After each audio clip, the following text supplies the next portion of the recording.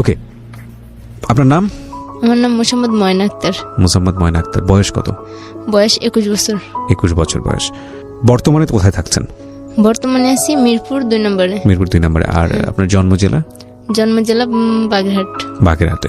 আপনি আজকে সিক্রেটসে যে গল্পটা আপনি বলতে এসেছেন এখানে, আপনি লাখ লাখ মানুষ এটা শুনবে, আপনি জানেন ঢাকা এফএম সারা বাংলাদেশে শোনা যায়, এবং আপনার সামাজিকতার জায়গাটা থেকে সেটা অনেকটাই একটু ঝুঁকিপূর্ণ। হ্যাঁ, ঠিক আছে। এবং আপনার গল্পটাও আমি জানি। কেন বলতে আসলেন? প্রথম প্রশ্নটা আসলে এটাই করি, সবাই কি করি, আপনাকেও করলাম। কেন বলতে আসলাম, আমি আজকে 3 বছর ধরে এই গল্পগুলো শুনি এবং শুনে আসতেছি। আসার পর হঠাৎ করে মানে আমারও মনে হয় যে আমারও তো জীবনে এত ঝামেলা গেছে, আমার জীবনের উপর এত কষ্ট গেছে, এত অন্যায় অত্যাচার আমার উপর যেতে হয়েছে, সেহেতু আমিও বলতে পারি সবার মতো, যেহেতু না আমার উপর যা হয়েছে, আমার সাথে যা হয়েছে, এরকম যেন আর কোনো মেয়ের সাথে না হয়। কিন্তু আমাদের সামাজিকতার জায়গাটা থেকে একটা মেয়ে কতটা বিপদগ্রস্ত হয়ে ভুল পথে পা বাড়ায়, তার চেয়ে বরং কি ভুল সে করলো সেটাই বেশি দেখা হয়। তারপরেও আপনি এই ঝুঁকিটা নিচ্ছেন কেন, সেটা বরং আমরা পুরো গল্পটা যখন আজকে আমাদের দর্শক এবং শ্রোতা, দর্শক বলি কারণ ফেসবুক ইউটিউবে এই গল্পগুলো আপলোড হয়, যখন আমরা বলবো তখন আপনারা বুঝতে পারবেন যে আসলে কেন সেই ঝুঁকিটা নিচ্ছে। তো ময়না, আমরা শুরু করি, এবং যেখান থেকে আপনার বলার আছে আপনি মন খুলে বলুন আপনার গল্পগুলো। আমরা থাকতাম কক্সবাজার, আমার জন্মই কক্সবাজার হয়েছিল। যখন 4 বছর বয়স, আমার আব্বু আম্মু সবাই আর কি আমাদের স্থানীয় এলাকায় আসবে খুলনায় আসার সিদ্ধান্ত নেওয়ার পর, যেহেতু আসলো খুলনায় চলে আসে তারা সবাই। আসার পর আমার একটা ভাই হওয়ার পরে সেই ভাইকে নিয়ে আমরা বেশ ভালোই থাকি, সুখে থাকি। হঠাৎ করে আমাকে স্কুলে ভর্তি করা হয়। আমি স্কুলে লেখাপড়া করি। ক্লাস 3-তে যখন উঠি, ক্লাস 3-তে ওঠার পর আমার আম্মুর বোন, মেজো বোন, আমার খালামণি আর কি, খালামণির একটা মেয়ে থাকে, কলেজে লেখাপড়া করতো, সে হঠাৎ করে বিষ খেয়ে মারা যায়। আচ্ছা, আপনার বাবা কি করতেন? আমার বাবা একজন মাছের ব্যবসা করে। মাছের ব্যবসা করতেন। আচ্ছা, ঠিক আছে, বলেন। তারপর আমার যেহেতু খালার মেয়ে মারা যায়, তখন আর কি তারা মেয়ের শোকে আর কি সব অসুস্থ হয়ে পড়ে, যে একটাই মেয়ে ছিল, একটা ছিল। আপনার খালা তো বোন? হ্যাঁ, একটাই মেয়ে ছিল, মারা যায়, যেহেতু অসুস্থ হয়ে পড়ে আমার খালা। জি। তারপর থেকে মানে ওনার আর কি, মানে আমার আম্মুর তো বলে যে তোর তো 3টে মেয়ে, তোর একটা মেয়ে আমাদের কাছে এখন দিয়ে দে, ওকে আমরা বড় করি, লেখাপড়া করাই, তারপর যদি কখনো মনে করিস যে তোর মেয়ে তোর কাছে ফিরে যাবে। তারপর আমার আম্মু অনেক কান্নাকাটি করে যে না, আমার 3টে মেয়ে, 3টেই তো সমানই মেয়ে, একটা থাকলেও যে কষ্ট আর 2টা থাকলেও সেই কষ্ট, আর একটা হারালেও যে বেদনা, 2টা হারালেও সেই বেদনা, তাহলে আমি কি করে দেবো? পরে আমার আম্মুটা অনেক বোঝায়, আমার ছোট খালা বড় খালা বোঝানোর পর আমার আম্মু আমাকে দিতে রাজি হয় যে না, তাহলে তোর মেঝেমাটাকেই দিয়ে দি। পরে আমাকে নিয়ে যায় আমার খালা, ওইখানে রাখে, ওইখানে নিয়ে স্কুলে ভর্তি করে। বেশ ভালোই দিনকাল যায়, লেখাপড়া করি। ক্লাস 5-এ উঠি। তখন ক্লাস 5-এ ওঠার পর আমি অসুস্থ হয়ে পড়ি অনেক। অসুস্থ হওয়ার পরে মানে বাপ মা, আর ছোটবেলা থেকে তো বাপ মার কাছে বড় হয়েছি, মানে কখনো এরকম করে থাকি নাই। থাকতে থাকতে যেমন একটা কষ্ট হইতো, আর আম্মুর জন্য সবসময় কান্নাকাটি করতাম যে আম্মুর কাছে যাবো, আম্মুর কাছে। ওরা বলতো যে না, তোর আম্মু তো এখানেই আছে, মেজো খালারে আম্মু বলতো। তারপর থাকতে থাকতে অসুস্থ হয়ে পড়ার পর হঠাৎ করে একদিন আমার আব্বু আমাকে নিতে যায় আমার খালার কাছে। তারপর আমার খালা দিয়ে দেয় আমাকে, দিয়ে দেয়। ওখান থেকে বাড়ি চলে আসি। বাড়ি আসার পর সবার কাছে বায়না করি যে আমি আর ওইখানে যাবো না, ওইখানে থাকবো না। আর আমি আমার খালাতো ভাইকে একটু ভয় পেতাম বেশি, কারণ সে ছিল অনেক রাগী, যেদি কিছু বললেই মানে মারধর শুরু করতো, বকাবকি দিত। পরে আমি আব্বুর সবটা বলার পর, যদি ভুল না করে থাকি তো আপনি আসলে আপনার খালাতো বোন মারা যাওয়ার পরে ওনার বাসায় থাকতেন যাতে করে মেয়েকে ওইভাবে সে অনুভব না করে, আপনাকে নিজের মেয়ের মতো মনে করতে পারে। নিজের মেয়ের মতো মনে করতো আমার খালা, কিন্তু আমার খালাতো ভাই কখনো আমাকে মনে করতো না, বোনের মতো মনে করতো না। সবসময় মানে অন্যর চোখে দেখতো যে খালাতো বোনই। জি। তারপর থাকার পরে সেখান থেকে বাড়িতে আসার পর তো আব্বু আবার স্কুলে ভর্তি করে দেয়। 5-এ ভর্তি করে দিলে লেখাপড়া করি, সুন্দর মতো চলি। তারপর একটা ইচ্ছা ছিল যে তুই অনেক মেধাবী আসছিলি, আর তুই আমার ভবিষ্যতে একটা কিছু করে দেখাবি, যে না আমার মেয়ে, গরিবের মেয়ে হলেও একটা কিছু করবে অবশ্যই। তা আমাকে ভর্তি করে দেয়, লেখাপড়া করি। তা আমার আবার অন্য মানে ওইখানে থাকার পর ওই স্কুলে মেয়েদের সঙ্গে ওঠা বসা করতে করতে আমার একটা অন্যরকম একটা অভ্যাসে পরিণত হয়ে যায়, টাকার নেশা। মানে ওইখানে মেয়েরা যেমন টাকা দিয়ে খাওয়া দাওয়া, ঘোরাফেরা, সাজ পোশাক, অনেক সবকিছুই ঠিক মতো করে দেয়, আমার আর কি ওইদিকে নজর চলে যায়। তারপর যাওয়ার পর কোন ক্লাসে তখন আপনি? তখন আমি 7-এ, 6 থেকে 7-এ উঠছি। ওটার পর আব্বু আমাকে একটা স্বর্ণের নাকফুল বানাই দিচ্ছিল। তা আমি আবার এই টাকার নেশায় মাইতে মানে বান্ধবীদের সাথে ওই নাকফুলটাকে আমি স্বর্ণকারের দোকানে বিক্রি করে দিই। আচ্ছা, বিক্রি করে আমি আর কি ওই টাকা দিয়ে বান্ধবীদের নিয়ে ঘুরি, খাওয়া দাওয়া করি, চলি। তারপর হঠাৎ করে এখন টাকা শেষ, আব্বুর কাছে টাকা চাইলে দেয় না, বলে যে তুই টাকা নিয়ে শুধু নষ্ট করস, টাকার মানেই বুঝোস না, তোর আর টাকা দেওয়া হইব না। পরে আম্মুর ডিম চুরি করা শুরু করি ঘর থেকে, ডিম চুরি করে বিক্রি করে এরকম বান্ধবীদের নিয়ে চলাচল করতাম। তারপর আম্মু একদিন টের পেয়ে যায় যে ও ঘর থেকে অনেক ডিম নিয়ে ওই মানে স্কুলে যাইতে বিক্রি করে করে করে টাকা নষ্ট করতেছে। পরে আম্মু যখন টাকা দেওয়া বন্ধ করে দেয়, দেওয়ার পর আব্বুর হাতে ছিল একটা রূপার আংটি। আব্বু একদিন খুলে আংটিটা কোথায় যেন গেছে, যার পর আমি ওই আংটিটা নিয়ে গেছি, নিয়ে আংটিটা বিক্রি করছি, করে 600 না 700 টাকা পাইছি। পাওয়ার পর ওই টাকা দিয়ে বেশ 4-5 দিন চলছি।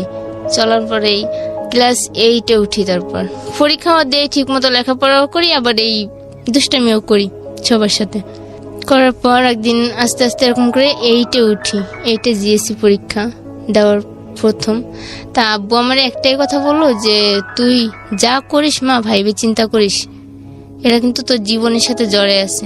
তোর আমি একটা কথাই বলছিলাম যে তুই ভবিষ্যতে একটা কিছু করতে পারবি, যেহেতু তুই মেধাবী আছিস। আর আমার বড় বোনটা অনেক সংসারী ছিল, ও ঢাকায় চাকরি করতো আর আমাদের সংসারে অনেকটাই হেল্প করতো আমার বাবাকে আর কি। জি। তারপর এই কথা বললো আব্বু, বলার পর আমি বললাম যে আচ্ছা ঠিক আছে, যেহেতু বলছো আমি তোমার মুখ রাখবো। পরীক্ষা আসলো, পরীক্ষা আসার পর পরীক্ষা দিলাম, বেশ ভালোই রেজাল্ট বেরোলো। তা আব্বুও খুশি হইলো। আব্বু মার কাছে বলে পরে মা বলতেছে যে ঠিক আছে এবার থেকে ওর প্রতি একটু খেয়াল রাখতে হবে ভালোভাবে, লেখাপড়ার জন্য কোনো ঘামতি না দেয়। আমি 9-এ উঠি। 9-এ প্রথম পরীক্ষা দেই, দেওয়ার পর দ্বিতীয় সময় পরীক্ষা দিব, পুরো কমপ্লিট তৈরি আমি যে পরীক্ষা দেওয়ার জন্য। রাত্রে হঠাৎ করে ফোন আসে যে আমার আপু অনেক অসুস্থ, আমাকে যাইতে হবে ঢাকায়। কিন্তু এটা যে আমার জন্য একটা মিথ্যে চক্রান্ত ছিল আমি কখনো বুঝতে পারিনি, যে আমার দুলাভাই আমাকে বিয়ে দেওয়ার জন্য ঢাকায় নিয়ে আসে। তারপর আমার আম্মু আমাকে নাইটেই পাঠিয়ে দেয়। আমার এক পাশের আপু আছে, তাকে দিয়ে আমাকে দিয়ে দুইজনকে দিয়ে পাঠিয়ে দেয়। কিন্তু সেও যে চাকরির উদ্দেশ্যে আসবে আর আমাকে যে এখানে পাঠাবে বিয়ের উদ্দেশ্যে আমি জানতাম না। পাঠানো হয়েছে। হওয়ার পর আমি রাত্রে আসছি, সকালবেলা আপুর কাছে আসছি। আপু দেখি যে কই অসুস্থ তো না, আপু তো সুস্থই আছে, এটা তো মিথ্যে বলছে। পরে আমি আপুরে বললাম যে আমাদের আজকেই পরীক্ষা ছিল, তুই আজকে অসুস্থ কথা বলে আমাকে ঢাকায় নিয়ে আসলি, এটা কিন্তু ঠিক করিসনি। আমি আমার আপুর সাথে দুলাভাইয়ের সাথে অনেক ঝগড়া করি, গ্যাঞ্জাম করি। গ্যাঞ্জাম করার পর থাকতে থাকতে মানে অনেক দিনই চলে যাই। আমি মানে আমার মন খারাপ থাকতো সবসময় যে আমি কি করলাম, কেন আসলাম এখানে। আপনাকে নিয়ে আসছিল কেন, কোনো কারণ আছে? নিয়ে আসছিল কারণ যে আমার আবার এর মধ্যে মানে আমি যখন লেখাপড়া করতাম আমার ওইখানে একটা সম্পর্ক ছিল আবার। ও চাচ্ছিল যে ওখান থেকে আপনাকে ডাইভার্ট করতে। ওকে। আমার আম্মু আর আব্বু চাচ্ছিল যে ওইখানে মানে ওই ছেলেটার থেকে যাতে আমি দূরে থাকতে পারি। দূরে থাকলে মনটা চেঞ্জ হয়ে যাবে। হ্যাঁ, মনটা চেঞ্জ হয়ে যাবে। আর আমার মানে 9 ওঠার পর আমার একটু লেখাপড়ার দিক থেকে মনটা সরে গেছিল, আচ্ছা। যেহেতু ওই চিন্তাটা মাথায় ছিল। তারপর আপু ঢাকায় প্রায় মাসখানেকের মতো আপুর কাছে বসে থাকি। তারপর দুলাভাই বলতেছে যে তাহলে ওরা একটা চাকরিতে ঢুকাই দাও। তা আমাকে ওইখানে আবার একটা চাকরিতে দেয়া দেয়। পরে এইভাবে অনেকদিন যেতে যেতে প্রায় বছর খানিক চলে গেল ওইখানেই। আবার ওইখানে একটা ছেলে, আমি যেখানে চাকরি করতাম ওইখানে একটা ছেলে আমাকে আবার পছন্দ করে। তা আমাকে না বলে আমার ফুফাতো বোন ছিল, ওনার কাছে বলছে। মানে আমার আফন যে বোন, সে বলতেছে না ওকে এত তাড়াতাড়ি বিয়ে দেবো না, ও চাকরি করুক, নিজের পায়ে দাঁড়াক। আপনার সম্পর্কে বলছে? হ্যাঁ। তারপর ফুফাতো বোনের সাথে আর আমার বোনের সাথে ঝগড়া হয়। ঝগড়া হওয়ার পর আমি মানে কার কাছে যাব কার কাছে থাকবো বুঝতেই পারতাছি না। তারপর আমার আপুর সাথে আমারও মানে দুই একটা কথা নিয়ে ফোন নিয়ে ঝগড়া হয়। হওয়ার পর আমি আমার ফুফাতো বোনের কাছে চলে আসি। আসার পরে ফুফাতো বোন আমাকে 2-1 মাস থাকতে দিল, ভালোভাবে চললাম। চলার পর ওই সময় কি লেখাপড়া একদম অফ? পুরো অফ।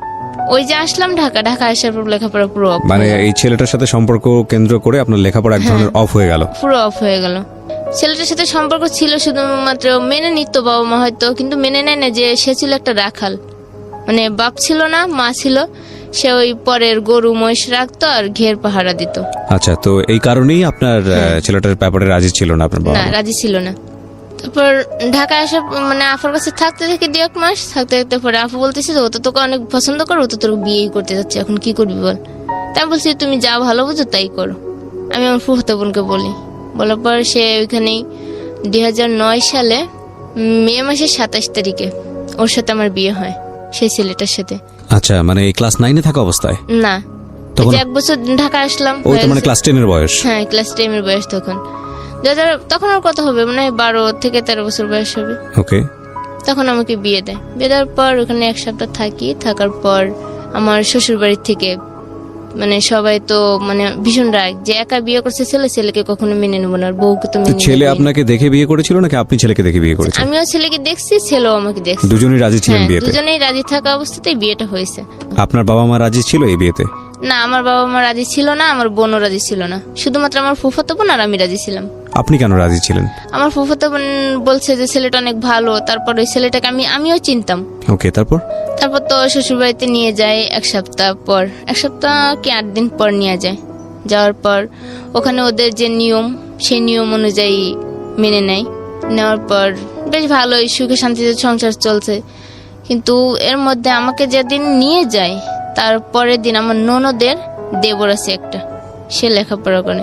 সে দেবর আমাকে মানে বিয়ের পরের দিন আর কি, ওখানে যাওয়ার পরের দিন অনুষ্ঠান আর কি, বউ ভাতের অনুষ্ঠানে ওই দেবর আসে। আসার পর ওই দিনই আমাকে দেখছে, দেখার পর আমার ছবি তুলে নিয়ে গেছে, আর আমার থেকে আমার ফোন নাম্বার নিয়ে গেছে। যেহেতু বলছে ভাবির ভাইয়ের বউ, তাহলে তো আমারও বিয়ান হয়, তাহলে আমি ফোন নাম্বার নিয়ে যোগাযোগ অবশ্যই করতে পারি। তো আমার সাথে ফোন নাম্বার নিয়ে গেছে। আর ওই দিন থেকে মানে ওর একটু নজর যে কুদৃষ্টিতে ছিল আমি টের পাইছি ওই দিন থেকে। বিয়ে হওয়ার পর থেকে সে যেদিনই কলেজ আসতো, কলেজ শেষে একবার হলো আমাদের বাড়িতে আসতো, এসে দেখা করতো, কথা বলতো, মানে অন্যরকম কথা বলতো যে আপনাকে আমার ভালো লাগে, এই ছেলের সাথে আপনি কেন সংসার করেন, ও তো দেখছেন কালো দেখতে, চিকনা, কেমন রোগাটে দেখায়। আমাকে রোগাটে হলো মানে আমি আবার তখন এটা বুঝতাম যে একটা ভালো ছেলে ছিল আমার স্বামী, মানে কোনো চা সিগারেট পান কোনো বাজে আড্ডা নেশা কিছুই করতো না, মানে এই দিক থেকে 5 ওয়াক্ত নামাজ পড়তে অনেক ভালো ছিল। এটা যখন বুঝতে পেরে তখন আমাকে আমার স্বামী সম্পর্কে বাজে বাজে কথা বলতো। তারপর আমার স্বামী আবার আমাকে রেখে ঢাকায় চলে আসে চাকরি করার জন্য। এই সুযোগটা উনি প্রায় দুপুরবেলা বাড়িতে যেত। তা আমার ননদের আবার একটা ছোট ছেলে ছিল, তা আমি বাড়িতে গেলে কি করতাম, আমাদের গরু ছিল তো অনেক, দুধ দোয়াইতো।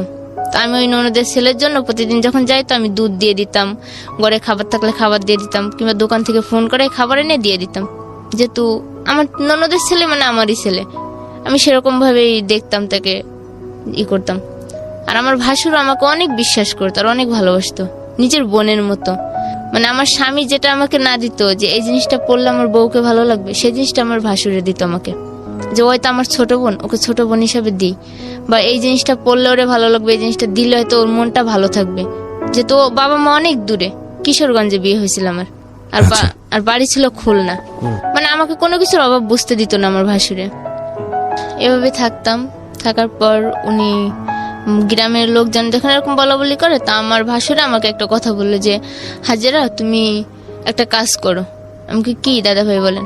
বলতেছে যে তুমি তোমার মনের মতো করে একটা মেয়ে খোঁজো। আমি বললাম যে হঠাৎ করে দাদা ভাই এই কথা বললেন আপনি? কই কি হ্যাঁ দেখো না লোকের জন্য কত কিছু বলে, তাহলে আমি বিয়ে করব। তো হঠাৎ করে আবার আমাদের বাড়ির পিছনে একটা বাড়ি আছে, নাম সুজন ভাই বলে। তো সুজন ভাই শালি আবার ওই দিন বেড়াতে আসছে, দেখো তো ওই মেয়েটাকে চিনো? আমি বললাম না দাদা ভাই আমি তো চিনি না, আজকেই দেখলাম প্রথম। পরে বলতেছে মেয়েটার বিষয়ে খোঁজ নাও তো, দেখো তো কে। তা আমি আবার আমার শাশুড়িকে বললাম, ঘরেতে বললাম, আমার শাশুড়ি সুজন ভাইয়ের বাড়ি গেল, যে দেখলো যে সুজন ভাইয়ের শালি হয় ওটা। বলার পর দাদা ভাই ওই মেয়ের প্রতি তার মন গেছে। তারপর আমরা বলছি তাহলে তুমি আব্বা আমারে বলো, আমি ওই মেয়ের এখন বিয়ের প্রস্তাব দিছে। বিয়ের প্রস্তাব দিলেই তাদের বিয়ে হবে। যেদিন গায়ে হলুদ, মানে সবাই গায়ে হলুদ নিয়েই ব্যস্ত থাকার মধ্যে আমার ওই ননদের দেবর আসছে ওই দিন আবার। তা আমি আবার দুষ্টামি করে তাকে হলুদ মাখাইতে গেছি। আমি যখন তাকে হলুদ সে রুমে বসা, সে আর তার একটা চাচতো ভাই রুমে বসা, আমি হলুদ মাখাইতে গেছি। তার প্রথম গালে যখন হলুদ মাখাইছি, সে আমার হাত ধরছে, ডান হাতটা ধরে আমাকে টান মারছে, একটা টান মারলে আমি আবার খাটের উপর পড়ে গেছি। পরে যাওয়ার পর আমি হয়তো বুঝতে পারলাম যে না, এই লোকটা তো ভালোই না, আসলে এর মধ্যে যে কোনো কুমতলব বাড়তেছে। যে লোকটা আপনার কন্টিনিউয়াসলি আপনার বাসায় আসতো, যে হয়তো যে কোনো কুমতলব বাড়তেছে। নাম কি ছিল? নাম ছিল কাঞ্চন। কাঞ্চন, ওকে। মাখানকে হলুদ টলুদ দেওয়া শেষ, গোসলও শেষ, সবার খাওয়া দাওয়া রেডি। পরের দিন সকালে বউ আনতে যাবে। বউ আনতে যাওয়ার দিন উনি ইচ্ছা করে ওনার শার্টটা লুকাইছে আমার রুমে, লুকায় শার্ট পাইতেছে না। আর আমার বলতেছে ভাবি দেখো তো আমার শার্টটা কোথায় গেছে, আমি তো শার্ট পাইতেছি না। আমি কি করে বলবো, আপনার শার্ট তো আপনিই রাখছেন, আমি তো আর জানি না। বলে আমি বলতেছি তোমার ভাবিকে ডাক দাও। বলতেছে যে না আপনি দেখেন না, আপনি দেখলে সমস্যা কি, ভাবি তো আমারও ভাবি। তাই বললাম আচ্ছা ঠিক আছে। পরে পায় না করে এর মধ্যে আবার আমার স্বামী আসছে। আসার পর উনি বলতেছে যে ইয়েছে আমার শার্টটা এনে দাও তো রুম থেকে। পর আমি ওনার শার্টটা আনতে যাই, দেখি আমার ওনার শার্টটা ওইখানে। কিন্তু এই শার্ট রাখার মানে ছিল যে আমার স্বামীর মনে সন্দেহ ঢুকানোর। আচ্ছা, যে এই শার্টটা যদি খুলে রেখে আসি তাহলে হয়তো রতন ভাই কিছুটা হলেও বুঝতে পারবে যে এই শার্ট এই ঘরে আসলো কি করে। তখন আমি দুটো শার্টই এক হাতে নিয়ে বেরোইছি। বেরে আমার স্বামীর শার্টটা যখন তার হাতে দিয়ে ওই শার্টটা দিতে গেছি, তখনই তার মনে একটা কেমন জানি মুখটা অন্ধকার হয়ে গেল, হাসি মুখটা। আপনার হাজবেন্ডের? হ্যাঁ, হাসি মুখটাই যেমন একটা অন্ধকার দিয়ে আসলো। তখন আমি বুঝতে পারলাম যে কি হচ্ছে, আমি তো বুঝতেছি না কেন ওই লোকটা হঠাৎ করে হাসি মুখটা অন্ধকারে নিয়ে গেল। নিয়ে যাওয়ার পর ওনাকে শার্ট দিলাম, দিলে ওনারা সবাই চলে গেল বউ আনতে। বউ নিয়ে রাত্রে ফেরে সবাই আসে। রাত্রে আসার পর রাত্রে সবাই মানে ছেলের বাড়ি তো পরদিন বউ ভাত, মানে সবাই যাদের কাজ নিয়ে ব্যস্ত। তা আমি আবার ওই দিন হঠাৎ করে গোসলখানার থেকে হাত মুখ দিয়ে আসতে গেলে মাথা ঘুরে পড়ে যায়, কলপাড়েই পড়ে যায়। পড়ে যাওয়ার পর ওই কান শোনে যে আমার সবসময় ফলো করে, কিন্তু আমি বুঝতে পারি না। পড়ে যাওয়ার পর ওই আমাকে কোলে করে ঘরে নিয়ে আসে, আয়না আমাকে আমার রুমের শুয়ে দিয়ে আমার স্বামীকে ডাক দিলে পরে বলতেছে দেখেন ভাবি তো এখানে কলপাড়ে পড়ে গেছিল, আমি ধরে নিয়ে আসছি। তখন মানে আমার স্বামী আরো অবাক হচ্ছে যে কি ব্যাপার, আমার বউ পড়ে গেছে অথচ আমারে ডাকলো না, ও কোলে করে নিয়ে আসলো, কারণটা কি। পরে ডাক্তার ডাকে আমার শ্বশুরে, ডাক্তার ডাকার পর ডাক্তার বলে যে আমি প্রেগনেন্ট। এখন সবাই খুশি, যে একটা খুশির মধ্যে আরেকটা খুশির সংবাদ, মানে সবাই অনেক খুশি হয়েছে। তারপর সেদিনের পর থেকে আমাকে আর কেউ কোনো কাজ কাম করতে দিত না, সবাই মানে সবার চোখেই রাখতো। তারপর আমার বাবা মা বিয়ের শেষ, আমার বাবা মা চলে আসে বাড়িতে। আসার পর ওই যে দেবর, ও ওই দিন শুনছে যে আমি প্রেগনেন্ট হয়েছি, ওই দিনের থেকে ওর মন গেছে আরো নষ্ট হয়ে, যে প্রেগনেন্ট হলে তো পরবর্তীতে অন্য কিছু সমস্যা দাঁড়ায় যেতে পারে। ও কি করে, আমার যা যখন বাপের বাড়ি যায় তখন আমাদের বাড়িতে ঘন ঘন আসে আমাকে হাত ধরে টানে, আমাকে জড়িয়ে ধরে, মানে নেগেটিভ সাইডের থেকে মানে অন্যরকম নিয়ে যেতেছে যে কি করতেছে। আমি বারবার মনে করি দেখেন আপনি যে বুঝতেছেন সবকিছু দেখতেছেন, আমি অন্য একজনের স্ত্রী, আর এখানে আপনার ভাবি আছে, আপনার সংসারে আমার ননদ আছে, আর আপনার ননদের ভাইয়ের ঘরে আমি আছি। আমরা কিন্তু দুটো পরিবার এক, কিন্তু এমন কোনো কাজ করবেন না যাতে দুটো পরিবারের সম্পর্ক ছিন্ন হয়। কিন্তু উনি আমাকে অন্যটা বোঝাতেন, কয় কিচ্ছু হবে না, আপনার সাথে শুধু আমি এনজয় করবো বা আপনি আমার সঙ্গে এনজয় করবেন। আমাকে দেখেন আমার এনজয় করার মতো মানুষ আছে, আমার স্বামী যথেষ্ট আমার জন্য, আর আমিও তার জন্য যথেষ্ট। কিন্তু এরকম করে 2-4 দিন যখন বোঝায়, সে আমাকে হুমকি দেয় যে আমার স্বামীকে বললে আমাকে সরাই দেবে, ওই ফ্যামিলিতে আমাকে আর রাখবে না।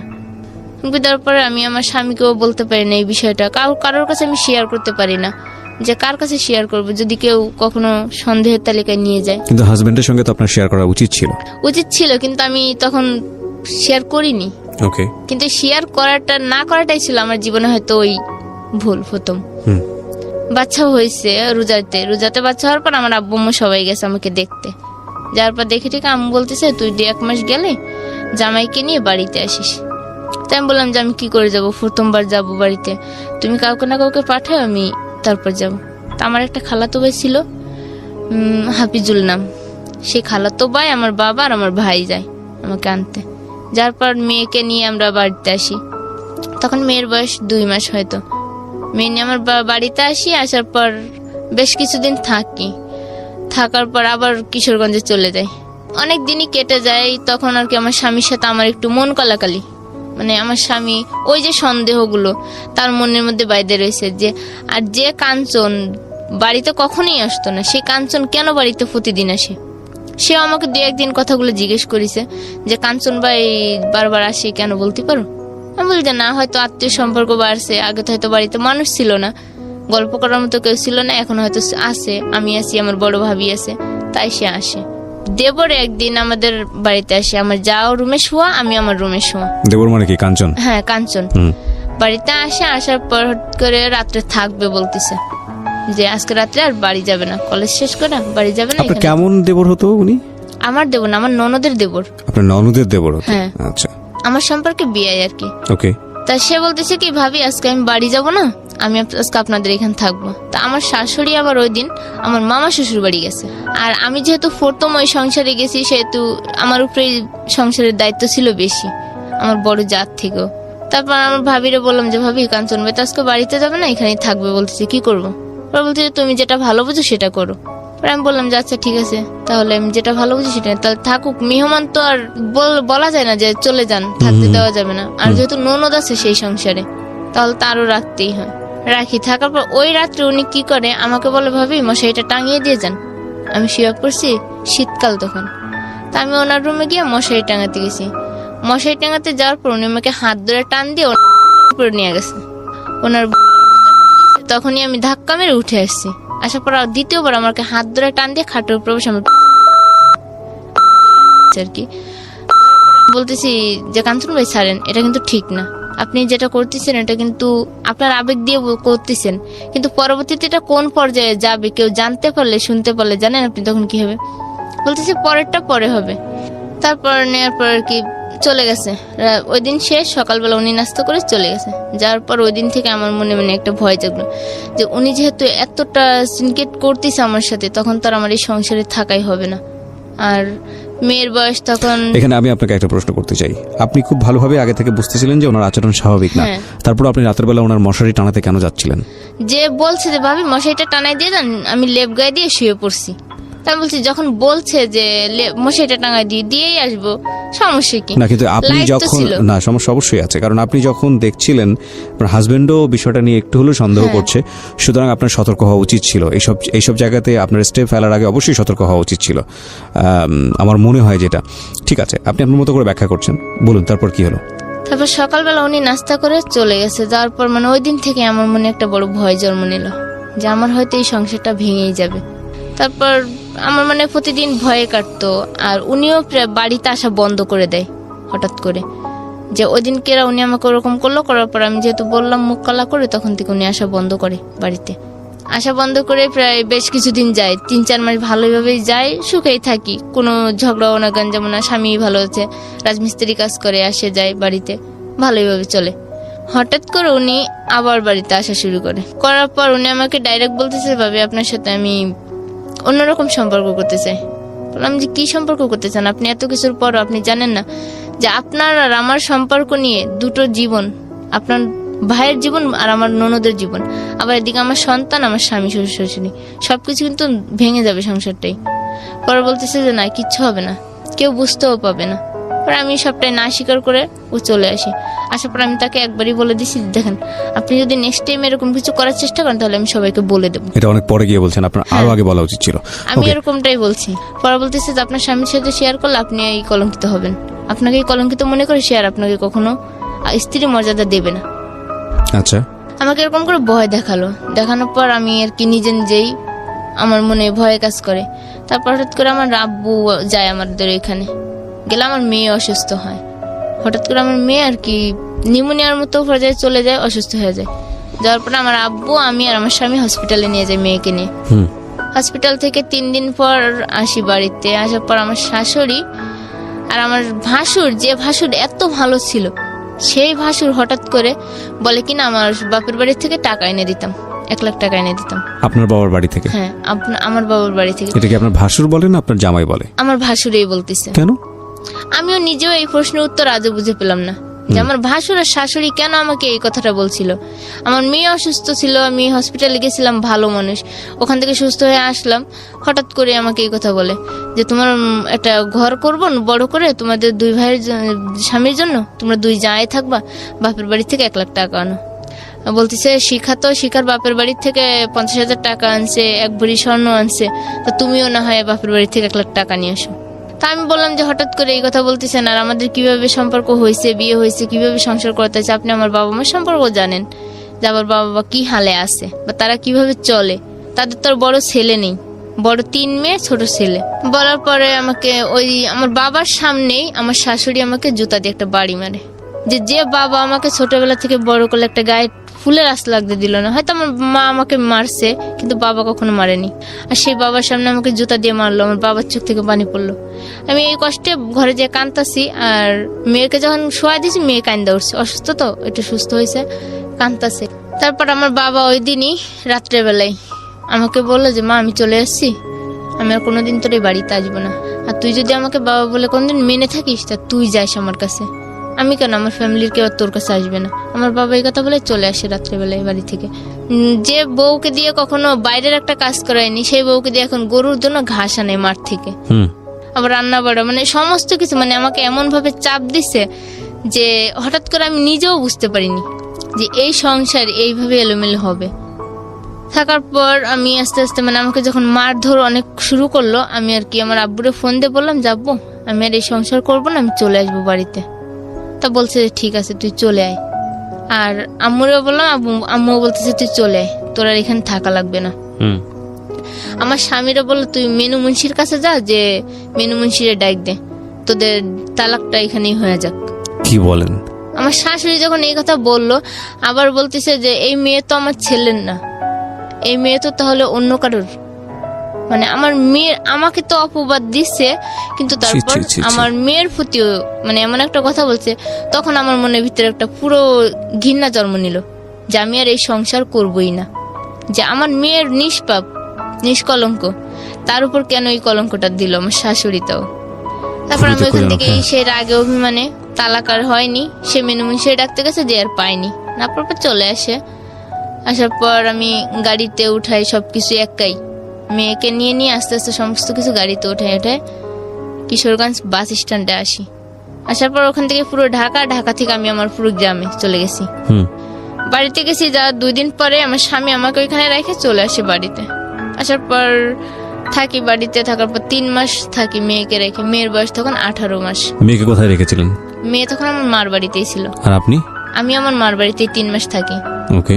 থাকার পর আমারও বলতেছি হঠাৎ করে যে আমি আর বাড়িতে থেকে কি করব, মেয়ে তো এখন ভাত খাওয়াই শিখছে, খাবার দাবার খাওয়া শিখছে, তোমরা ওকে মানুষ করো, আমি ঢাকা গিয়ে না হয় চাকরি করে আমি তোমাদের সংসারেও কিছু দেই, 2টা মানুষ বোঝা হয়ে যখন আসি।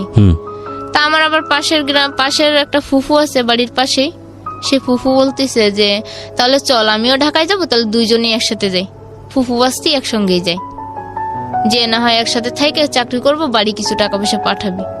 তা আমিও রাজি হইলাম। একদিন ভোরবেলা আমি আমার মেয়েকে ঘুমে রাখা, আম্মু আব্বু সবাই জানে, আমি চলে আসছি ঢাকায়। ওকে। কিন্তু ওই যে ঢাকায় ওই ফুফুর যে আমাকে কত সালের দিকে এটা? কত সালের দিকে? এটা 4 বছর আগে। ওকে। তারপর চলে আসি। আপনার হাজবেন্ডও জানতো না এটা? না, সে জানে না যে আমি ঢাকায় আসবো, কিন্তু সে আমার সাথে কোনো যোগাযোগই রাখে নাই। ওই প্রথম কি ঢাকায় আসে নাকি এর আগে এসেছিলেন? এর আগে ওই যে বিয়ের আগে ছিলাম ঢাকা। ওকে। তারপর কিন্তু আমার স্বামীও জানে না যে আমি এই মুহূর্তে ঢাকা আসবো বাচ্চা রেখে। ঢাকা আসি, আসার পর আমার ফুফু আর আমি আসি, ওই যে ফুফু বাড়ির পাশের ফুফু আসলো। আসার পর আমাকে বলতেছে যে চল আমার একটা পরিচিত বাসা আছে, আমরা ওইখানেই থাকি গিয়ে ঢাকায় নামার পরে। তা আমি বলতেছি আচ্ছা তুমি যেখানে থাকবে সেখানে তো আমাকেও রাখবে, যেহেতু আসছি 2জনে একসঙ্গে যাবো একসঙ্গে। তাই বলে একটা বাসায় নিয়ে গেল, সেই বাসায় না হলো 20 থেকে 25টা ছেলে 3টা রুমে থাকে, আর একটা রুমে একটা মহিলা মা আর ছেলে থাকে। ওকে। মানে মেস খাওয়ায় আর কি, যেটা ঢাকায় বলে যে মেস খাওয়ায় আর কি, এখানে মেস খাওয়ায়। আমি বলতেছি ফুফু এখানে তো অনেক ছেলে, এখানে থাকবো কি করে 2টা মেয়ে, তোমারও বয়স বেশি না, আমারও বয়স তো বেশি না, তা আমরা এখানে থাকবো, পরে দেখা যাচ্ছে এটা লোকে কথা উঠাইবো। তা আমার বলে কি তুই এত জ্ঞান দিস না, যা করার সেটা কর বলে ভিতরে গেছে। রাত্রে থাকছি, সকালবেলা আমাকে বলে কিনা যায় ফিলেট বাটিগুলো ধুইতে, যে তুই আফার ঘরে যাবি, যাই ফিলেট বাটিগুলো ধুয়ে নিয়ে আসবি। তাই আমি বলতেছি আবার কোন ধরনের কথা, আমি কেন তার ফিলেট বাটি ধুইতে যাবো? আমি আসছি চাকরি করার জন্য, আমি তো আর কারোর ঘরে ফিলেট বাটি ধোয়ার জন্য আসিনি ঢাকায়। তাও আমি ওই সারাদিনটা ওইখানে যেমনি বলছে যে ফিলেট বাটি ধো, খাবার নিয়ে আয়, পানি নিয়ে আয়, আমি আনছি। কই দিয়ে তোমার চাকরি করতে হইব, একদিন তোর করলে সমস্যা নেই, একদিন হয় কাজ করলাম, তাতে কি হয়েছে? কাজ করি, পরের দিন আমাকে দিয়ে এরকম মানে ফিলেট বাটি ধোয়াইবো, কাজ করাইবো, সমস্ত কাজই মানে এখন আমার দিয়ে করানোর চেষ্টা করতেছে। তাই আমি বললাম যে আমি আর এখানে থাকবো না, আমাকে চাকরি দিলে দাও, না দিলে আমি চলে এসেছি বাড়ি। তা আমারও বলতেছে কি যে এত জোর গলায় কেন কথা বলতেছিস, ঢাকা শহর আইসিস 2-1 দিন থাকলে পরেই তো চাকরি পাবি, মানুষকে আইসেই চাকরি পায়। আমাকে চাকরি তো চেষ্টাও করা লাগবে, খোঁজা তো লাগবে, যে কোনো গার্মেন্টস বলো, ফ্যাক্টরি বলো, সেখানে তো যাওয়া লাগবে, নাকি বাসায় বসলে কেউ চাকরি দিয়ে দিবে। পরে আমার অনেক কথা শুনাইলো, বকা দেওয়ার পর আমি আর কিছু বললাম না। তা আমি সন্ধ্যাবেলায় পানি আনতে বলছে, মানে পানি আনতে গেছি। পানি আনতে গেলে ওই ম্যাচ থাকে যে পোলা, সেখানে একটা পোলা আর কি আমার হাত ধরছে, বলতেছে দেখি তোমার জগটা, বলে আমার হাতটা ধরছে। ধরার পর আমি বুঝতে পারি যে তাহলে তো এই তো আরেক ঝামেলা, এ তো আরেক কাঞ্চন। হ্যাঁ, এ তো আরেক কাঞ্চনই পরিণত হচ্ছে। বলার পর আমি আর ফুফুরে বললাম যে ফুফু দেখ, এই ছেলেটা না আমার হাত ধরছে। পরে কি ধরলে না, হাতই ধরছে, তাতে সমস্যা কি? ফুফু যখন আমার এই কথা বলছে তখন আমি বললাম যে যেখানেই যাই সেখানে কি এই জীবনের প্রতি এমনটাই হয় মানুষের সাথে? আরে মানুষের শরীরের প্রতি কি মানুষের চোখটাই পড়ে আগে? কেউ কি কারোর মন বোঝে না যে কে কোন কষ্টের কারণে কোথায় আসে?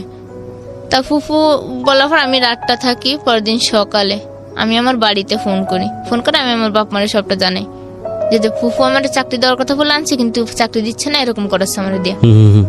আর আমার আম্মু বলতেছে তাহলে একটা কাজ কর, তোর যে ফুফাতো বোন তো তোর বিয়ে দিছিল, তা তুই সেই ফুফাতো বোনের কাছেই যা। আমি গেছিলাম নারায়ণগঞ্জ ভুলাইলে, আর এখন আমার বলতেছে পোস্ত খুলে আসতে আমার আব্বু যে তোর ফুফাতো বোন আছে যখন তার কাছে যা, সে হয়তো চাকরি দিতে পারবে, এখানে সে থাকে এরকমটা না কইরা। পর আমার নাম্বার দিল, ঠিকানা দিল, আমি সেই ঠিকানা মতো আমার ফুফাতো বোনের কাছে আসি। ফুফাতো বোনের কাছে রাতটা থাকি, দিনটা থাকি। পরদিন দেখি যে আমার ফুফাতো বোনও ওই অবস্থার মানুষ, তার রুমেও ছেলেরাও আসা যাওয়া করে। ওকে ওকে, ছেলেরা আসা যাওয়া করতেছে, ফুফাতো বোনের গায়ে ওড়না থাকে না, ঠিক মতো জামার কোনো ইয়া থাকে না, মানে অন্যরকম ভাবে সে আমার এগুলো দেখা আরো 3টা ছেলে, তার একটা ছেলে বিয়ের উপযুক্ত, 2টো ছেলে অনেক 10-12 বছর করে বয়স এক একটার। তারপর তার স্বামী আছে, স্বামী থাকা সত্ত্বেও সে অন্য পরপুরুষের সাথে বাজে আড্ডা, বাজে কথাবার্তা বলতেছে। আমি রাত থাকি, দিন থেকে এরকম করে ফিরে 1 সপ্তাহ চলে যায়। আমাকে একটা চাকরিও ধরায় দেয়। আবার চাকরি করি আমি দিনের বেলা, বিকাল বেলা আমি নাইট শিফটে কাজ করি। তা আমি দিনের বেলা আমি ঘুমাই রয়েছি। আফার রুমে একটা পুরুষ লোক আসলো, দেখলাম। আসার পর আমি একটু আওয়াজ পাইছি যে একটা পুরুষ আসছে।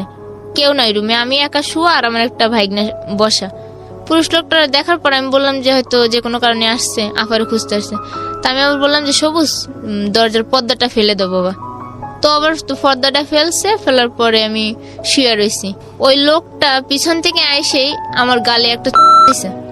তখন তো আমার অন্যরকম দেওয়ার পর আমি বলতেছি যে কিরে সবুজ, এটা কি করলো? পরে কি রফিকুল কাকাই করছে। আমি কথা তুই দেখোস না যে লোকটা ঘরে আসছে, তুই তাকে দিবি না? আর এরকম করে আমার গালে টাচ করলো, তুই তো কিছুই কইলি না। কয় কি কব আন্টি, আম্মু তো এরকমের, তাই আর কি মনে করছো তুমিও বুঝি এরকম।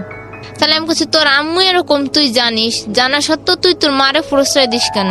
তো ও বলতেছে যে কি করব, মায়ের কাছে থাকতে গেলে তো মায়ের সব কথাই শোনা লাগে, চলা লাগে, যেহেতু মায়ের উপরে খাইতাছি চলতাছি। পরে আমি আর কিছু বললাম না। ওইখানে বাড়িওয়ালা যে, সে বাড়িওয়ালারে বললাম আঙ্কেল দেখেন আমার বোন তো এরকমের, এই সিস্টেমে থাকে, সে চলে, তাহলে আমি ওনার কাছে থাকবো না, আমি আপনার কাছে থাকবো। 1 সপ্তাহ থেকে চাকরি করে যে কয় টাকা হয় পেয়ে আমি বাড়ি চলে যাবো। ওকে, তুমি বলতেছে আচ্ছা ঠিক আছে। তো আমার আপার সাথে আবার এই বাড়িওয়ালা ঝগড়া করে এই বিষয়টা নিয়ে, যে নিজের মামা তো বোন রে আইনে কেন এরকম ব্যবহারটা করাইতেছো, আর কেন তার সাথেই এরকম ব্যবহার করতেছো। বলতেছে যে দেখেন আমি তো বাসায় ছিলাম না, ওর সাথে যা হয়েছে আমি তো দেখিও নাই, তাহলে আমি কি করে বলবো।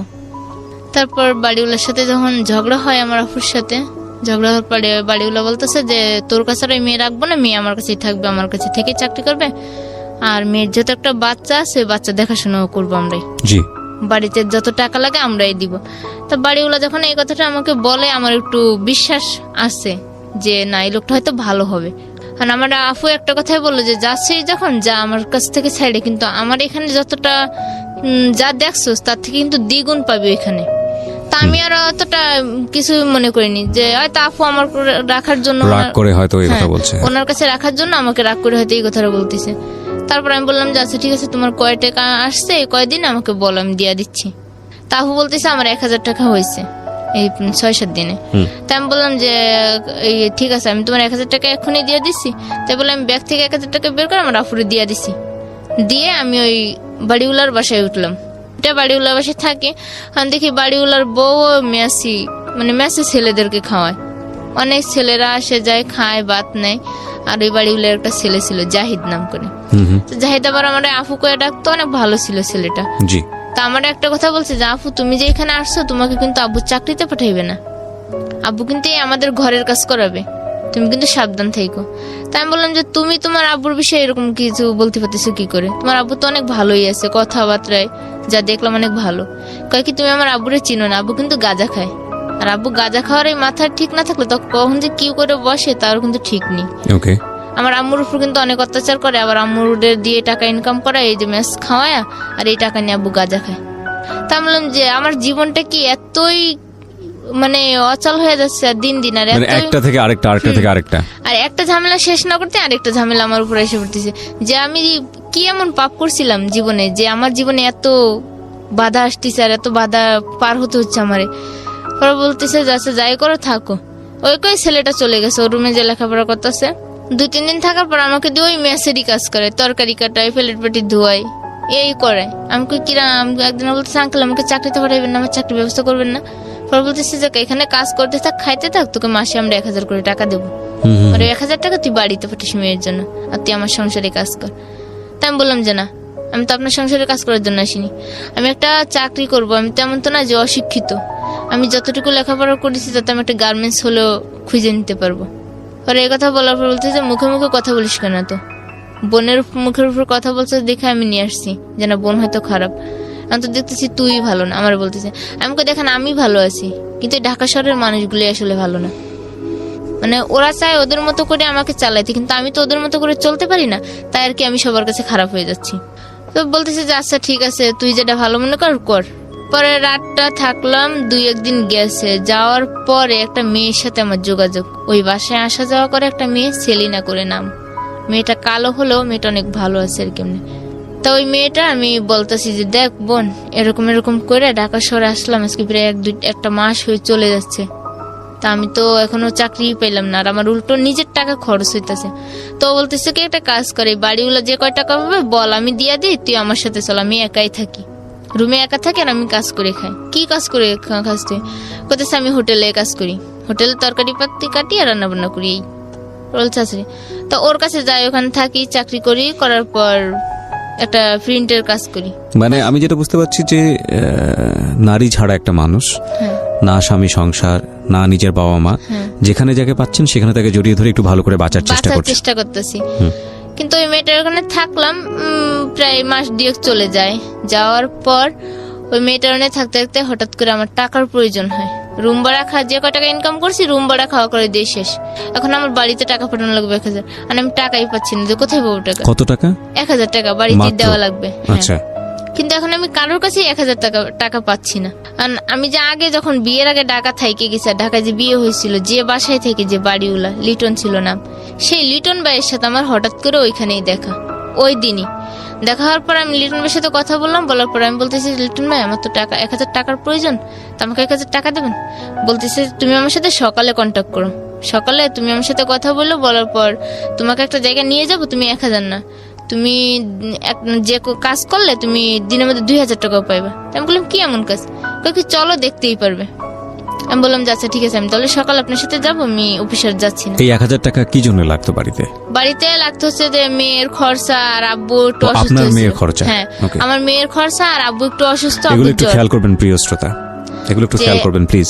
আব্বুর জ্বর আর কি, বাড়িতে 1000 টাকা আমার দেওয়াই লাগবে। আর যেহেতু আমার মেয়ে আছে, তারও তো খাওয়া দাওয়া। মেয়ের বয়স কত তখন? মেয়ের বয়স আমি যখন আসছি তখন 18 মাস রেখে আসছিলাম, তখন তো 19-20 মাস, 2 মাসেরই ব্যবধান হবে, 20 মাস হয়তো পড়ছিল, রেখে আসছি। তারপর আমি বলতেছি যে এরকম, উনি বলছে যে তুমি যদি কাজ করো তাহলে তুমি টাকা পেয়ে যাবে, 1000 না 2000 টাকাও পাইবা। আমি বলতে আচ্ছা ঠিক আছে, যে কোনো কাজের বিনিময় হলো আমাকে টাকাটা দরকার, যেহেতু আর আব্বু অসুস্থ, মেয়ে আছে, মা আছে, ভাই, সংসারে তোর আব্বু যেহেতু অসুস্থ, তো তোর কেউ কাজ করতে পারতেছে না, চলবো কি করে ওরা? আর এর উপর আর আমার মেয়ের মানে প্রতিদিন খাওয়ার, বাড়তি খাওয়ার একটু ছিল, যেহেতু আমার যে মায়ের যে স্নেহটা, মায়ের ভালোবাসা, মায়ের যে একটা আদর করে খাওয়ানো, সেটা তো আর আমি খাওয়াইতে পারি না, হয়তো তারা পূরণ করে মায়ের আদরটা। জি। এই জন্য মানে আমার একটু আগ্রহ করলাম যে টাকাটা তাদেরকে আমার তাড়াতাড়ি দিতেই হবে। পরে উনি আমাকে নিয়ে যায় সকালবেলা পোস্তখোলা থেকে আপনার ইকুরিয়া, হাসনাবাদ ইকুরিয়া নিয়ে গেল একটা বাসায় নিয়ে যায়। যাওয়ার পরে আমি দেখলাম যে এখানে 2 মেয়ে, আর আমাকে নিয়ে অন্য একটা রুমে বসালো। বসার পর উনি লিটন ভাই একটা মেয়ের সাথে কথা বলার পর মেয়েটা বলছে আচ্ছা ঠিক আছে, ও যদি কাজ করে তাহলে অনেক টাকা পাবে, 1000 না ও 2-3 হাজার টাকা আজকে আমরা পাওয়াই দিব, দরকার হলে আমাদের মেয়েদের কাজ অপরেখো ওরে দিয়ে কাজ করবো। তা আমার কাছে আসলো, আসার পর বলতেছে আচ্ছা তোমার কাজের ব্যবস্থা হয়ে গেছে, তুমি থাকো এখানে, আমি আসতেছি। আমি কোথায়, আমি তো চিনি না এখানে, আমি কার কাছে থাকবো? বলতেছে যে এখানে আপু আছে তিনটার কাছে থাকো, আমি তোমার সন্ধ্যাবেলা এসে নিয়ে যাব। থাকি, কিন্তু আমি এখনো বুঝতেছি না যে ওই দিনটাই আমার জীবনে সব থেকে একটা বড় মানে একটা কষ্টের দিন আর জীবনে, মানে এত বড় একটা ঝড় যে ওই দিন আমার নাইমে আসবে আমি ভাবতেও পারিনি। থাকলাম, থাকার পর দেখি ওইখানে ছেলেরা আসতেছে, মেয়েরা ঢুকতেছে, রুম থেকে বেরোচ্ছে, এই অবস্থা। আপনি তো বুঝেই গেলেন যে আসলে কেন এখানে আমি এনেছে যখন আপনাকে। বুঝেছি, তা আমি আপুরে মেয়েটার নাম ছিল যে ছিল ওদেরকে মানে মেইন ম্যানেজারের মতো আর কি, যে টাকা পয়সা নেয় হিসাব করে, তার নাম ছিল মুক্তা। তাই আমি বলতেছি আপু আমি এখানে থাকবো না, আমি বাসায় চলতেছি। তো বলতেছি যে না, তুমি আর এখান থেকে বেরোতেই পারবে না। বললো, পরে একটা লোক আসলো, নাম ছিল কামরুল। লোকটা এসে আমি যখন ওই মেয়েটার সাথে তর্কাতর্কি করতেছি তখন আমার একটা থাপ্পড় মারছে, মায়েরা আমার ওই রুমে আটকায় রাখছে। বলতেছি দেখি তোর কেমন সাহস, তুই এই রুম থেকে বেরো, তুই আর বেরোতেই পারবি না, আজকে যখন আসছিস আর বেরোতেই পারবি না, দরকার হলে তোকে টুকরো টুকরো করে বাথরুমের পাইপ দিয়ে তোর লাশটা ছেড়ে দেবো, কিন্তু তোকে বেরোতে দেবো না। মানে আমি চিল্লাচিল্লি করতেছি, আমি বলতেছি আমি এখানে লোকজন ডাকবো। কি লোকজন কেন, আমরা এখানে স্থানীয় কেউ আসবে না তোর ডাক শুনে।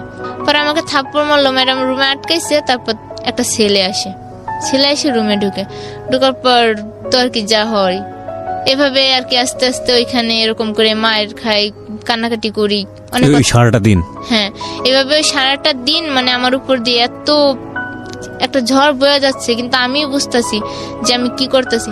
কিন্তু ওই লিটন ভাই আবার আমার ফোনটা নিয়ে নেয় আমার কাছ থেকে, নিয়ে আমার আব্বু আম্মুর সাথে যোগাযোগ করে আব্বু আম্মুরে 2000 টাকা পাঠাই দিছে। কিন্তু এই বিষয়টা আমাকে কখনো জানতেও দেয়নি। আর আমার থেকে ফোন নিয়ে গেছে, আমার ব্যাগ নিয়ে গেছে, আমি যে কি বের হবো আমার কোনো সিস্টেমই পাচ্ছি না। এভাবে আটকা 3 দিন পর্যন্ত। যেটা সন্ধ্যার সময় নিজের কথা, সেটা 3 দিন পর্যন্ত। সন্ধ্যার সময় তো নেওয়া দূরে থাক, আমাকে আর মানে ওই রুম থেকে রুম আর বাথরুম এই দুটোই শুধু আমার জন্য, আর সব বন্ধ। মানে এরকম করে মানে প্রতিদিন না হলো 10 জন 12 জন রাত্রি দিনে মিলে এরকম করে মানে আমাকে ওইখানে আটকে রাখলো 3 দিন পুরো। থাকার পর আমি চলে আসি, মানে কোন রকম ভাবে ওই আফুরে নিয়ে আমি আমার বাসায় আসি। আমি বললাম যাবো, আমার বাসায় যেতে হবে তাড়াতাড়ি। বলছে আচ্ছা ঠিক আছে, আমি আর এইভাবে থাকতে। আপনাকে এই ঘটনার পরে আপনাকে টাকা দিয়েছিল? হ্যাঁ, টাকা দিছে। আমার বাড়িতে 2000 টাকা দিছে আর আমাকে টাকা দিছে। কত টাকা দিছে আপনাকে? আমাকে দিছিল 1600। 3 দিন পরে? হ্যাঁ, 3 দিন পর আমার বাড়িতে 2000 আর আমাকে আপনাকে বাধ্য করে ওরা পয়সা কামিয়েছে? হ্যাঁ, ওরা একটা কাজের জন্য নিত 300, আমাকে দিত 150, ওরা নিত 150। আচ্ছা। তারপর আমি ওই 3 দিন পরে আমার মনের মধ্যে একটা ঘৃণা জন্ম নিল আর জিদ জন্ম নিল যে টাকার জন্য যদি আজকে আমার জীবন এতটাই হতে পারে, তাহলে আমি কেন নিজের থেকে স্বইচ্ছা এবার নামতে পারবো না? আমি নিজেই স্বইচ্ছায় নামবো এবার এই কাজে। তারপর আমি বেশ ওদের সাথে মিলেমিশে বাসায় আসি, এসে ওইখান থেকে কাপড় চোপড় যা ছিল সব নিয়ে আমি ওইখানে চলে গেছি।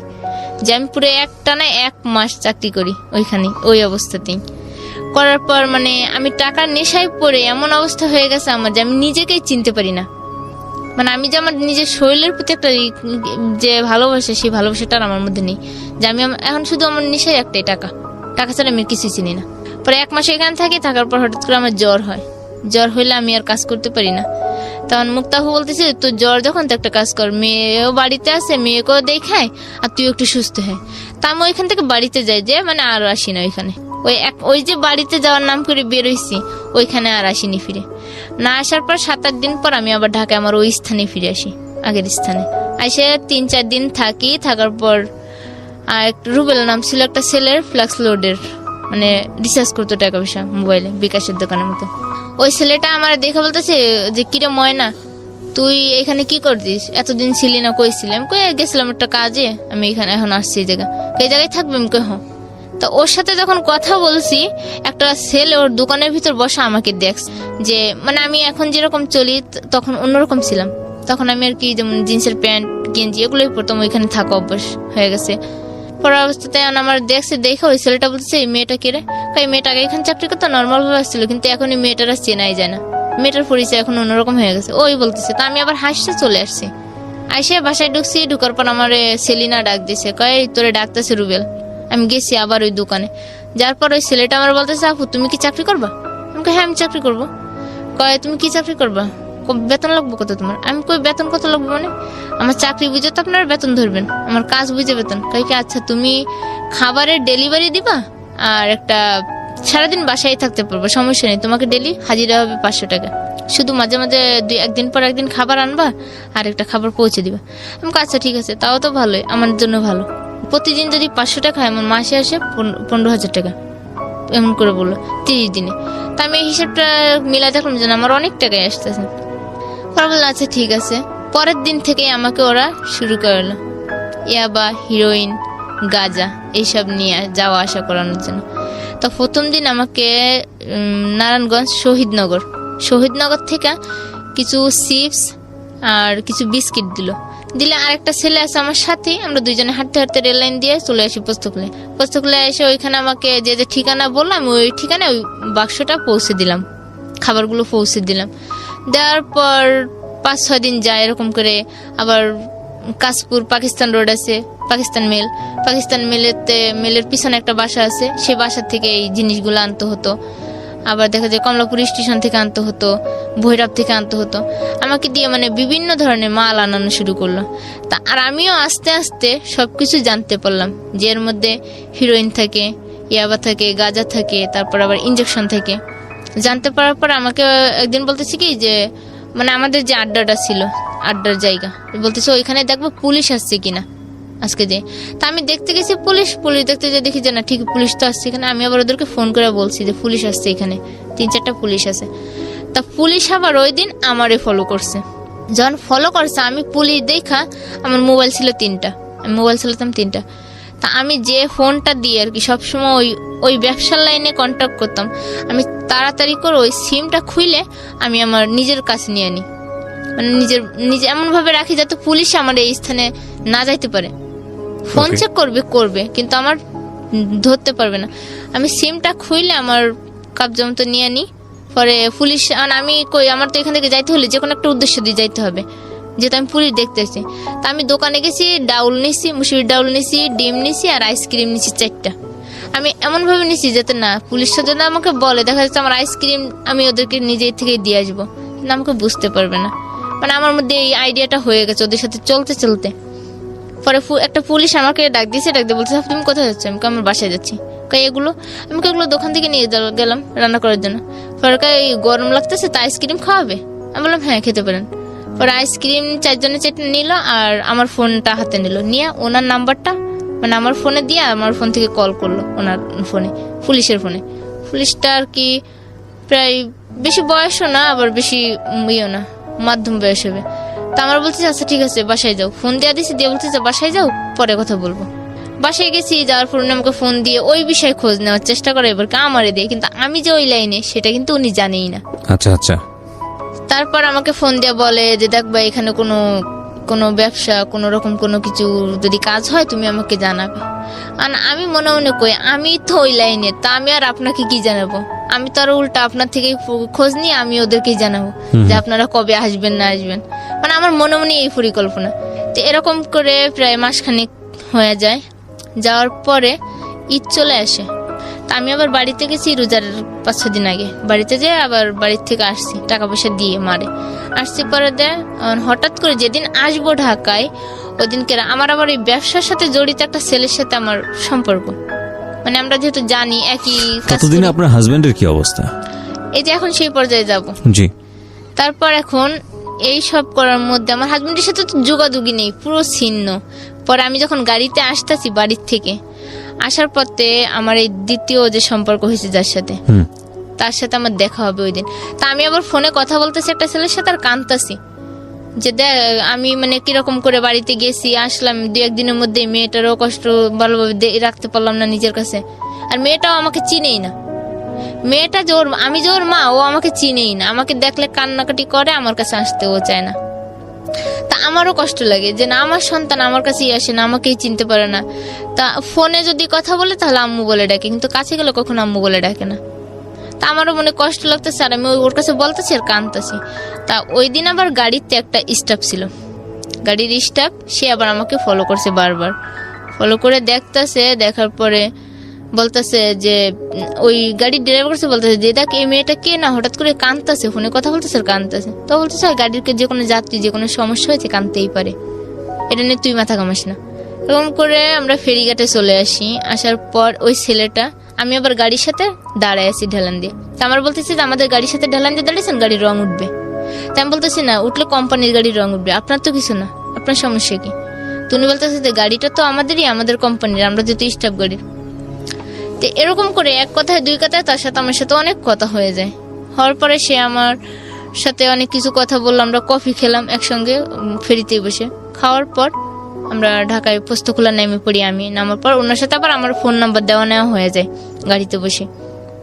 পোস্তখোলায় নামি আমি বাসায় যাই, থাকি। তারপর একদিন পয়লা বৈশাখের দিন সকালবেলা উনি আমাকে মিস কল দিছে, মেসেজ করতেছে।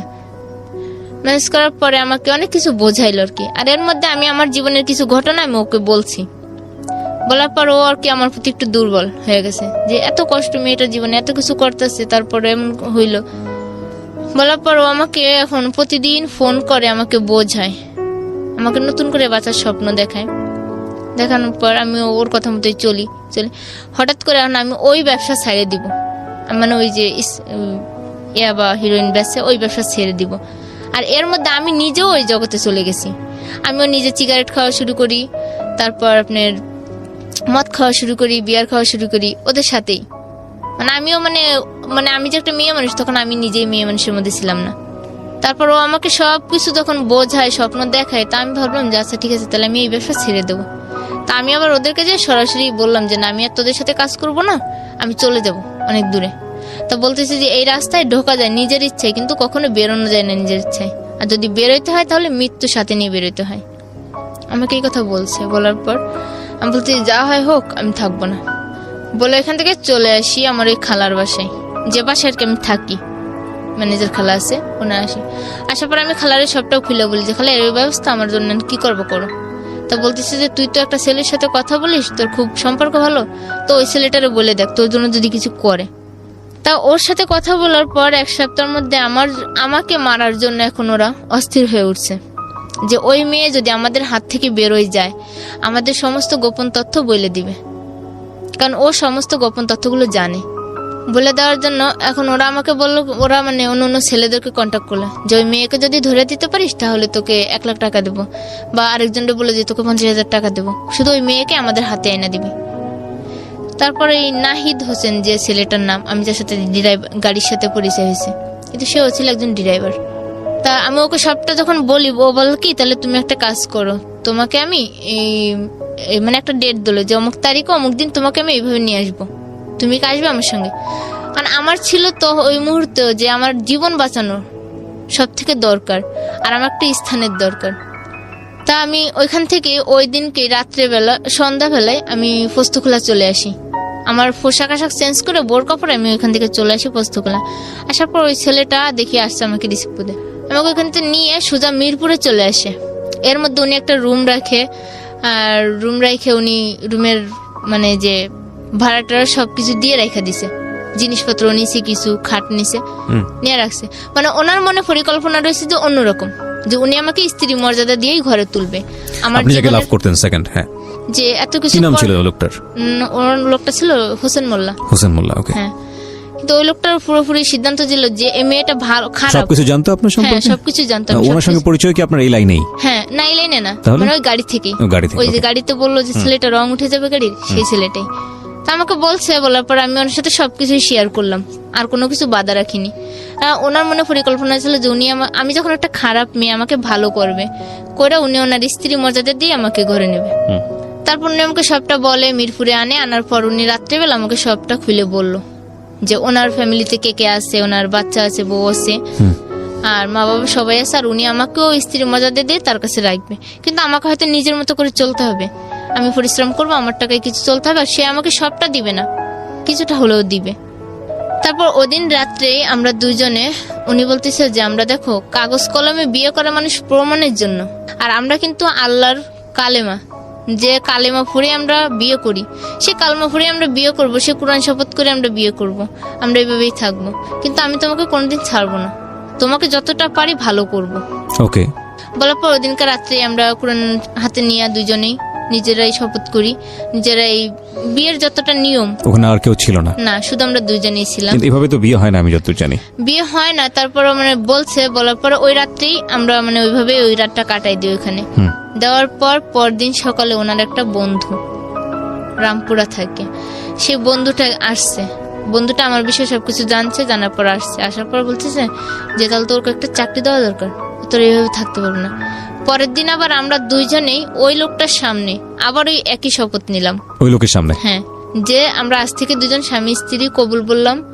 বলার পরে মানে বলছি যে যতদিন বাঁচবো দুইজন দুজনের থেকেই বাঁচবো, কখনো আর কেউ কারো ছিন্ন হবো না। এভাবে এটা আপনার আগের হাজবেন্ডকে ডিভোর্স না দিয়েই? হ্যাঁ, ডিভোর্স না দিয়ে আমি এই কাজগুলো করতেছি। করার পর হঠাৎ করে রোজা চলে আসলো।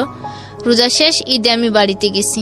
বাড়িতে যাওয়ার পর আমার স্বামী, ওই যে স্বামী প্রথম স্বামী আবার ঈদের দিন রাত্রে আমাদের বাড়িতে আসছে, যে আমি বাড়িতে গেছি খোঁজ পেয়ে বাড়িতে গেছে। কতদিন পরে আপনার সঙ্গে দেখা হলো? 1 বছর 3 মাস পর। 1 বছর 3 মাস পর? হ্যাঁ, 1 বছর 3 মাস পর সে আমার কাছে গেল। যাওয়ার পরে আমি ওনাকে দেখে মানে আমি নিজেই সহ্য করতে পারতেছি না। মানে আমি ওনাকে এত পরিমাণ ঘৃণা করি এখন, আর এতটা মানে অপছন্দ করি যে ও লোকটা কেন আমার বাড়িতে আসলো। আমি আমার আব্বুর বলতেছি যে তোমরা জানো যে ও আসবে, তাহলে আমিই আসতাম না, তাহলে তোমরা তোমাদের জামাইকে আদর করে পাঠাই দিতে, আমি আসতাম না। কিন্তু আমার এত যে কাহিনী হয়ে গেছে দিক থেকে, কিন্তু আমার ফ্যামিলিতে কেউ জানে না, কারণ মান সম্মানের ব্যাপার নিয়ে আমি আর কি কাউকে কখনো কিছু বলিনি। তারপরে স্বামী আসছে, রাতটা পার হয়েছে, সকালবেলায় ওনার সাথে আমি পার্সোনাল ভাবে কথা বলতে চাইছি। তো উনি আমার বলতেছি কি বলবো বলো। তো উনি আমার হাত ধরছে, আমি হাত ধরার সঙ্গে সঙ্গে বলছি দেখেন আপনার হাত ধরার মতো কোনো অধিকার নেই আমার গায়ে, একমাত্র একজনেরই অধিকার আছে, সেটা হলো হোসেনের। একবার ডিরেক্টলি বলে দিয়েছেন? আমি একবার সরাসরি বলে দিছি যে আমার শরীরে টাচ করার মতো একমাত্র অধিকার আছে হোসেনের, আপনার কোনো অধিকার নেই। যে স্ত্রীর খোঁজ নিলেন না আজকে 1 বছর হয়ে গেল, তার গায়ে হাত দেন কোন সাহসে। এই কথা বলার পর সে মানে চোখের পানি ছেড়ে দিছে। চোখের পানি ছেড়ে দিয়েই হাঁটতে হাঁটতে মানে আমাদের বাড়ি থেকে একটু দূরে চলে গেছে, যে কাঁদতাছে, বসে বসে কাঁদতেছে। আর আমি এদিক থেকে মানে আমি ওনাকে সহ্য করতে পারতেছি না। আর ওনার একটা বড় ভাই ছিল বাহিরে, চাচাতো ভাই, সেও আসছে আমাদের বাড়িতে। আসার পর আমি বলতেছি যে দেখেন, আমি ভাইয়ের বলতেছি ভাই আপনারা যে জন্য আসছেন সেটা হবে বৃথা, আপনারা চলে যান, আমি যাব না কোনোদিন আর ওই সংসারে, কারণ আমি যে স্যাপ একবার ফালছি সেটা আর আমি কখনো তুলে নেব না। তা ভাইয়া বলতেছি তুমি এত একটা মেয়ে মানুষ হয়ে এত জিদের কথা বললো না, এর জন্য তুমি পরে পস্তাইবা। আমি বলতেছি যা পস্তানোর আমি পস্তাই নিছি, আমার আর পস্তানোর কোনো কিছু বাকি নেই। তা আমার বলতেছি তুমি এই কথা কেন বলতেছো। আমি কই না, বলার যে কোনো কারণ আছে বলেই বলতেছি। ভাইয়া ওই কথা শুনে ওখান থেকে চলে যায় ঘরে। যাওয়ার পর আমি আমার কাপড় চোপড়ের ব্যাগটা গুছাই নিয়ে সোজা আমি হেঁটে বাড়ির পিছনের রাস্তা দিয়ে, ওরা সামনের দিকে আছে, আমার বাবা মাও সামনের দিকে, আমি পিছন থেকে বেরিয়ে পিছন থেকে ডাইরেক্ট চলে আসি বাগেরহাট, আমার ফোনটা সুইচ অফ করে। আর ওদিকে তো সবাই আমাকে খোঁজাখুঁজি করতেছে। বাগেরহাট এসে আমি হোসেনকে ফোন দিছি। হোসেনকে ফোন দেওয়ার পর হোসেন বলতেছে তুমি এখানে দাঁড়াও, আমি আসতেছি বাড়ি থেকে। ওদের বাড়ি থেকে আসতে প্রায় 10-15 মিনিট লাগে। তো ফোন দিছে, ও আসছে, আইসা ওইখান থেকে আমাকে ওর বন্ধুর বাসায় নিয়ে গেছে। বন্ধুর বাসায় নিয়ে ওখানে রাখছে, রেখে ও বাড়িতে গেছে। বাড়িতে যে ও আবার বিকালে একসাথে আমরা ঢাকায় আসবো। এদিকে আমার ফোন সুইচ অন করছি প্রায় 5টা 5:30টার দিকে, গাড়িতে ওঠার আগে। তখন আমার আম্মু ফোন দিয়ে বলতেছে যে তুই এরকম করে বাড়ি থেকে চলে গেলি, কিন্তু তোর মেয়ে তো আমরা এখন দিয়ে দেবো, আমরা তো আর রাখবো না, কারণ তুই আমাদের মান সম্মান রাখলি না, তাহলে তোর মেয়ে রেখে আমরা কি করবো। তাই আমি বলতেছি মেয়ে দিয়ে দিবা, দাও, দেখি তোমাদের কেমন সাহস, তোমরা মেয়ে দিয়ে কিভাবে থাকতে পারো। মানে আমিও একটু জোর গলায় কথা বলতেছি। তা হোসেন আবার আমাকে জিজ্ঞেস করতেছে যে গাড়ির মধ্যে এরকম করে কথা বললো না, সমস্যা হতে পারে। তা আমি বলতেছি কি করব, আমি আর এত চাপ নিতে পারতেছি না, মানে আমার চারিদিকে টেনশন যন্ত্রণা, আমি নিজেই এখন অস্থির হয়ে যাচ্ছি। তো বলার পরে আম্মুরে যখন বলছি যে মেয়ে দিয়ে দাও, কিন্তু আমার আম্মু দিবে না, কিন্তু আমার আব্বু ফুরনিয়ার যে মেয়ে দিয়ে দিলে হয়তো আমার মেয়ে ওই সংসারে ফিরে যাবে। এই করে ওরাও নাইটে বাড়িতে যাবে, আমার স্বামী আর ওই তার ভাই। তারপর আমার আব্বু কি করলো, আমার মেয়েকে ওর আব্বুর সাথে দিয়ে দিছে পর আমার আম্মু তো কানতে কানতে অজ্ঞান হয়ে যেতেছে, যে নাতিকে এত আদর করে মানুষ করলাম সেই নাতিটা নিয়ে যাইব। আর আমার আম্মু তার আব্বুর উপর কথা বলতে পারতেছেই না, যেহেতু দিয়ে দেবে, মেয়ে যাবে, মেয়ের টানে, হয়তো সন্তানের টানে মাও যদি ফিরা যায়। কিন্তু এটা ছিল মানে আমার আব্বুর ধারণা, কিন্তু আমার আম্মু জানে যে না, আমার মেয়ে যেটা করে সেটা করেই ছাড়ে, আর যেটা বলে সেটা বলেই করে। আমার আম্মু এই বিশ্বাসটা আমার প্রতি ছিল আর কি, যে ও এক জিদি, যা করবে তাই করেই ছাড়ে। তা ওরা মেয়েকে দিয়ে দেয়, কিন্তু আমি জানি না যে মেয়েকে সত্যিই দিয়ে দেবে। মেয়েকে যখন নিয়ে ওরা চলে গেছে কিশোরগঞ্জ, তখন আমাকে বলে যে, আমি বলতে যে মা মরিয়াম কই, ফরদিন ফরিদা, মরিয়ামের সাথে আমি কথা বলবো। ফরকে তোর আব্বু তো তোর মেয়ে দিয়েই দিছে, এখন আর কার সাথে কথা বলবি। এই তো আমার কাছে মানে মন মানসিকতা যে মেয়ের জন্য এত কিছু করতেছি, নিজের জীবনের চিন্তা ভাবলাম না, আর সেই মেয়ে কিনা আজকে তোমরা দিয়ে দিলে, তাহলে তোমাদের সাথে আমি আর কোন যোগাযোগই রাখবো না। এই বলে আমার আব্বু আম্মুর সাথে প্রায় 5-6 মাস যোগাযোগ বন্ধ করে দিই। দিয়ে আমি কান্নাকাটি করি, কাজ করি, মানে অন্যরকম হয়ে গেছি, পুরো মানসিক রোগীর মতো হয়ে যায়। কিন্তু নাহিদ আমাকে সবসময় বোঝাতো, সবসময় করতো। কোন নাহিদ এটা? মানে হোসেন, ওর নাম আমি নাহিদ ডাকি। তো এই কাজ করি বলতে কি তখনও আপনি এই পেশাতেই ছিলেন নাকি অন্য কোনো ওখান থেকে পেশা? পুরো বেরোয় এসেছেন। বেরোয় এসে হোসেন আমাকে পুরো ভালো করে তোলে। ওকে। কিন্তু ও সবসময় আমাকে বলতো যে তুমি কিছু করো আর না করো, তুমি 5 ওয়াক্ত নামাজ পড়বা আর ভালো ব্যবহার করবা, আগের মতো কোনো রকম ব্যবহারও করবা না, চলাফেরাও করবা না, 5 ওয়াক্ত নামাজ পড়বা। তা আমি বললাম আচ্ছা ঠিক আছে। কিন্তু আমি নামাজ পড়তাম, 2 দিন পড়তাম, 3 দিন পড়তাম, পরে আর মানে মাথায় কাজ করতো না যে আমি কি করবো। জি। এভাবেই প্রায় 2 বছর চলে যায়। নাহিদের বউ বাচ্চাও চলে ঠিকভাবে, আমিও চলি ঠিকভাবে। থাকার পর হঠাৎ করে মানে ওর সাথে আমার সাথে ঝগড়া শুরু করতে লাগলো। ঝগড়া হয়, ও আমার অতীত নিয়ে কথা বলে আর আমাকে মারে। নাহিদ? হ্যাঁ, এই নাহিদ আর কি, আমাকে অতীত নিয়ে কথা বলে মারে। আর ও যদি আমাকে ডাইনে হাঁটতে বলে আমি বাঁয়ে হাঁটি। যে আমি যখন মায়েরই খাই তাহলে আমি তো সোজা পথে চলে মার খাবো না, বাঁকা পথেই চললে আমি মার খাবো। আর আমি যে কাজ করি না ও আমাকে সেই কাজে সন্দেহ করে বেশি। চাকরি করতে যায়, 10 জনের সাথে চলতে গেলে কথা বলতেই হয়, কিন্তু ও সেই কথা বলাটাকে ও অন্যরকম ভাবে নিয়ে নেয়। যে হয়তো দেখা যাচ্ছে ও আবার মনে হয় ওই লাইনে চলে গেল, আবার মনে হয় ওই ছেলেদের পাল্লায় পড়লো। এরকম করে সন্দেহ বাড়তে থাকে, ঝগড়াঝাটি মারামারি শুরু হয়, থাকতে থাকি। হঠাৎ করে আমি আমার অনেক পুরনো আর কি, পুরনো বলতে মানে ওই পেশার মধ্যেই থাকা একটা ছেলের সাথে পরিচয় আমাদের বাড়িতে, হিন্দু ছেলেটা। তো ওর সাথে আমার সাথে মোবাইলে যোগাযোগ করে আমি চিটাগাং চলে যাই, এই সংসার ছেড়ে চিটাগাং চলে গেছি। যাওয়ার পর সেখানে থাকি, কিন্তু এই নাহিদকে ছাড়া আমি মানে চলতেই পারি না। আমি যতই যা করি না, কিন্তু 1 দিন 2 দিন গেলে আমি আর ওর কথা না মনে করি আর চলতে পারি না। মানে ওকে ছাড়া এখন আমি আর থাকতেই পারি না। একটা দিন যদি না দেখি মনে হয় কি কত বছর মনে দেখি না, মনে হয় নিজের সন্তান বলে থাকতে পারতাছি, কিন্তু ওকে ছাড়া থাকতে পারতাছি না। এমন অবস্থায় আমার দাঁড়ায় গেছে। তারপরে চিটাগাং যে একদিন থাকার পর আমি ওর কাছে ফোন করি। ফোন করার পর ও কান্নাকাটি করে অনেক, বলে যে তুমি যা করতেছো ভালো করতেছো না, তুমি একটা মুসলমান মেয়ে হয়ে কেন হিন্দু ছেলের কাছে গেলে, তুমি ফিরে আসো।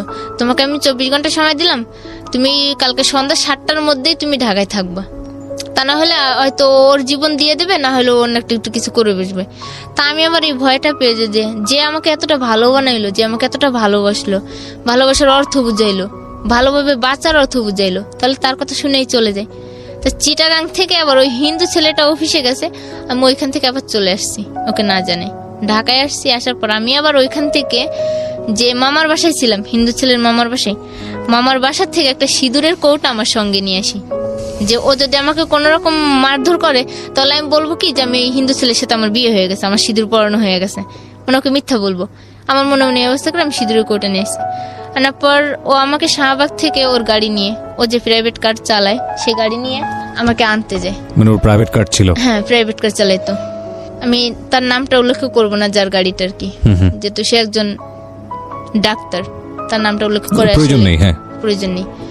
তারপর ও আমাকে ওখান থেকে নিয়ে সোজা বাসায় এসে রুম খোলে, রুমের দরজা লাগায়, আমাকে অনেক কথা জিজ্ঞেস করে যে আমি কিনা ওইখানে কোনো ফিজিক্যাল সম্পর্ক হয়েছে কিনা কারোর সাথে, মানে কারোর সাথে কোনো খারাপ ব্যবহার করছি কিনা, মানে সবকিছু জানার পর আমি বলতেছি না, আমি গেছি একটা দিন, গতকালকে দিনে গেছি, আর একটা দিন থাকছি, রাতটা থাকছি, চলে এসেছি। শুধু মামা আমাকে ঘুম থেকে ডাকার জন্য হাত ধরে টানছিল, ঘুম থেকে ডাকার জন্য, এটা স্বাভাবিক ডাকতেই পারে, আর হাত ধরে টান দিছিল যে ময়না এদিকে। আর হয়তো কিসের জন্য ডাকছে সেটা তো আমি বুঝতেই পারিনি। তারপর ওখানে চলে আসি, ঢাকায় আসার পর যখন ও রুমে ঢুকাইছে, আমার ঢুকানোর পর ও দেখি রুমে তালা মারছে। ভিতরে তালা দেওয়ার পর আমার মনে একটা সন্দেহ লাগলো যে ওকে আমার সাথে কোনো রকম গ্যাঞ্জাম লাগবে না, মারবে আমারে। আমার মনে সন্দেহ লাগছে, কারণ ওর তো অভ্যাসই আছে মারার, এরকম যখন মারার এই অভ্যাস। তালা বন্ধ করার পর আমাকে অনেক কথা জিজ্ঞেস করছে, করার পর আমি উত্তর দিচ্ছি। দেওয়ার পর লাস্ট টাইমে ওরে মানে ও এমন পর্যায়ে নিয়ে গেছে কথাগুলো রে, যে আমার আগের অতীতের পুরো নিয়ে যাচ্ছে। পরে আমি ওকে বলতেছি, দেখো আমি তোমার একটা জিনিস দেখাই, তুমি আমার সাথে এরকম করতেছো না, আমি আর তোমার সংসার করবো না। দেখো সিঁদুরের কৌটা, আমাকে সিঁদুর পরাইছে।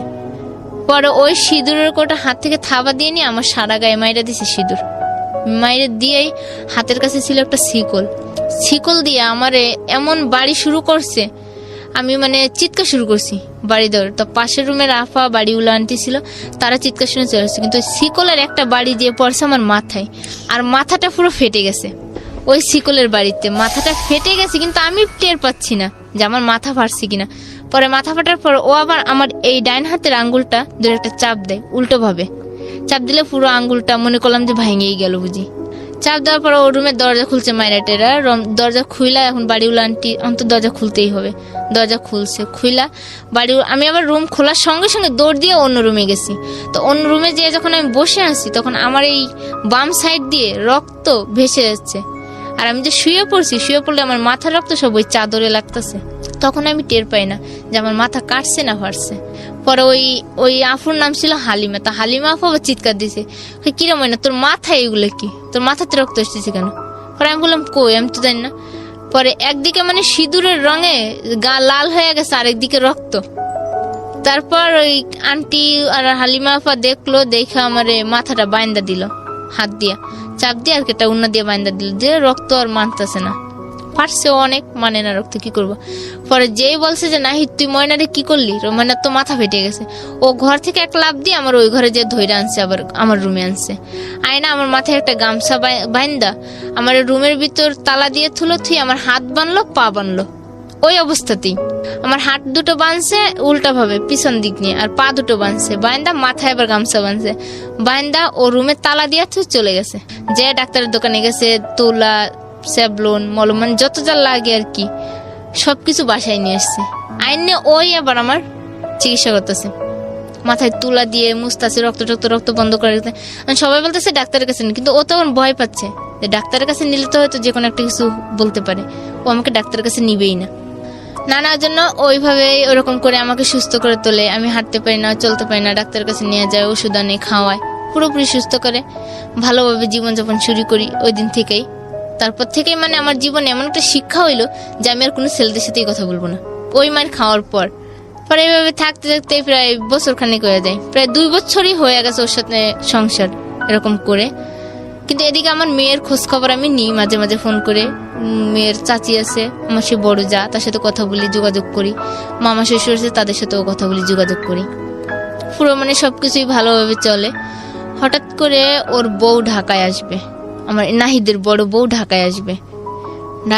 তখন বলছে, এখন বলতেছে আমার রুমে এসে থাকবে, আর আমাকে ছদ্মবেশে অন্য রুমে থাকতে হবে। আমার স্বামী আমাকে এই কথা বলতেছে। বলার পর আমি বললাম যে তা আচ্ছা ঠিক আছে, আমি তোমার সব কথাই মানবো, তুমি যেহেতু আমার জন্য এত কিছু করেছো, আমি তোমার এই কথাটা মানতে রাজি। কিন্তু ওর বড় বউ আসলো ঢাকায়, আসার পর যখন আমার রুমে থাকতেছে রাত্রেবেলা, আমার দেখে মানে আমার এত কষ্ট লাগতেছে যে আমি বলার বাইরে, যে আমার স্বামী আমার চোখের সামনে আরেকটা মেয়ে নিয়ে রাত্রে ঘরে ঘুমাবে, তাও কিনা আমার বিছানায়, আমার রুমে। তারপর আমি অন্য রুমে থেকে শুধু কান্নাকাটি করতেছি, আর আমার স্বামী আমাকে ইশারায় বুঝাইতেছে যে তুমি কান্দো না। আর ওর মেয়ে আমারই কোলে, তখন ওর ওই মেয়ে আমার কোলে, আমি নিতাছি, ঘুরতাছি, কিন্তু আমার তো কষ্টে বুকটা ফেটে যেতেছে যে আমি কি করতেছি। আর বাসার সবাই আমারে বলতেছে যে তুই একটা মেয়ে হয়ে কি করে এত কিছু সহ্য করতেছিস। কিন্তু তারপর আমি সমস্ত কিছু মাইনে নেওয়ার পর ওর ওই বউ বাড়ি চলে যায়।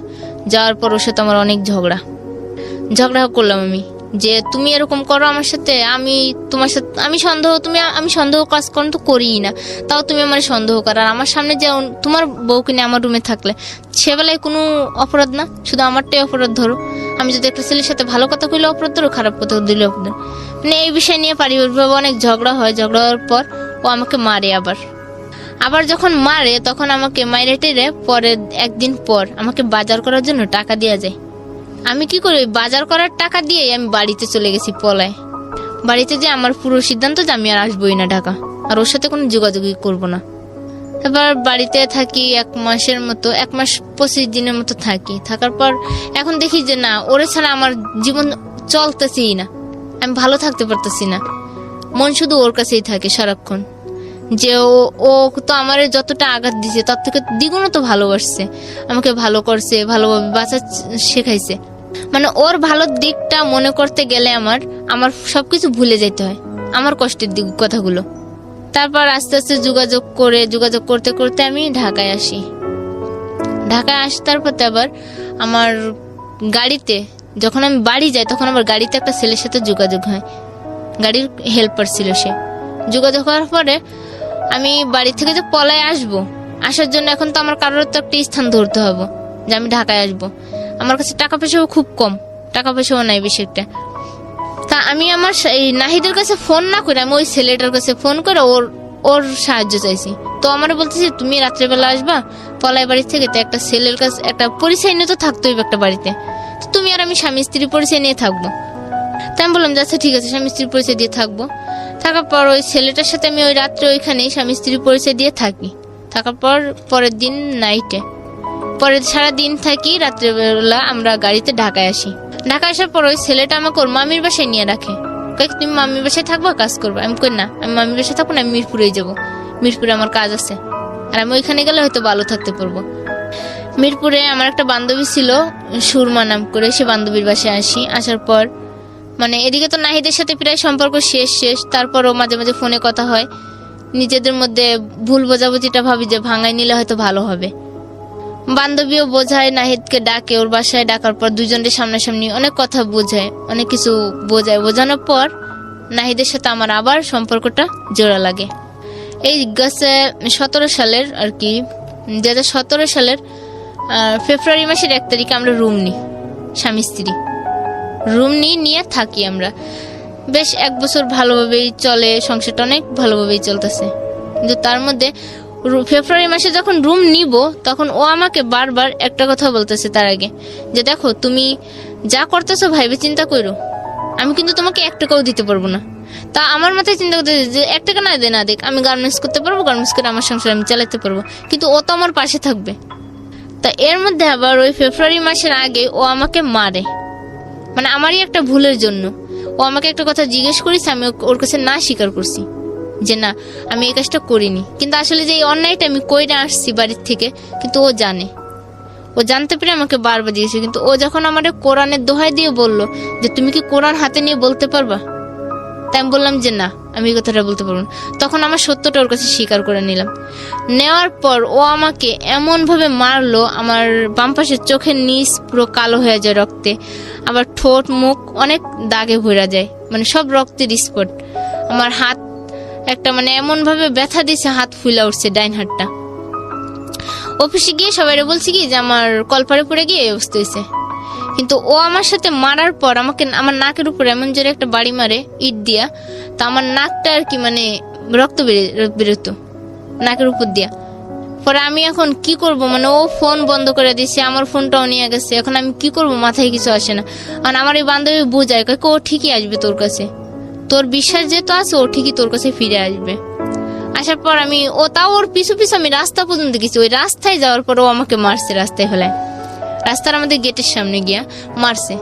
মায়েরা এমন মার দিছে আমার, আমি পুরো অজ্ঞান হয়ে গেছি এখানে। অজ্ঞান হয়ে যাওয়ার পর আমার এই বান্ধবী বাসার থেকে বেরিয়ে আসে যে ও এতক্ষণ হয়েছে গেছে এখনো আসতেছে না কেন। আসে দেখে আমি রাস্তার ভিতরে অজ্ঞান। পর আমার বান্ধবী আর তার বোন আর একটা মেয়ে ছিল, সেই মেয়েটা আমাকে ধরে উঠাইছে। ওঠানোর পর ওই নাহিদ বাসায় না গিয়া আবার ফিরে এসছে ওইখানে।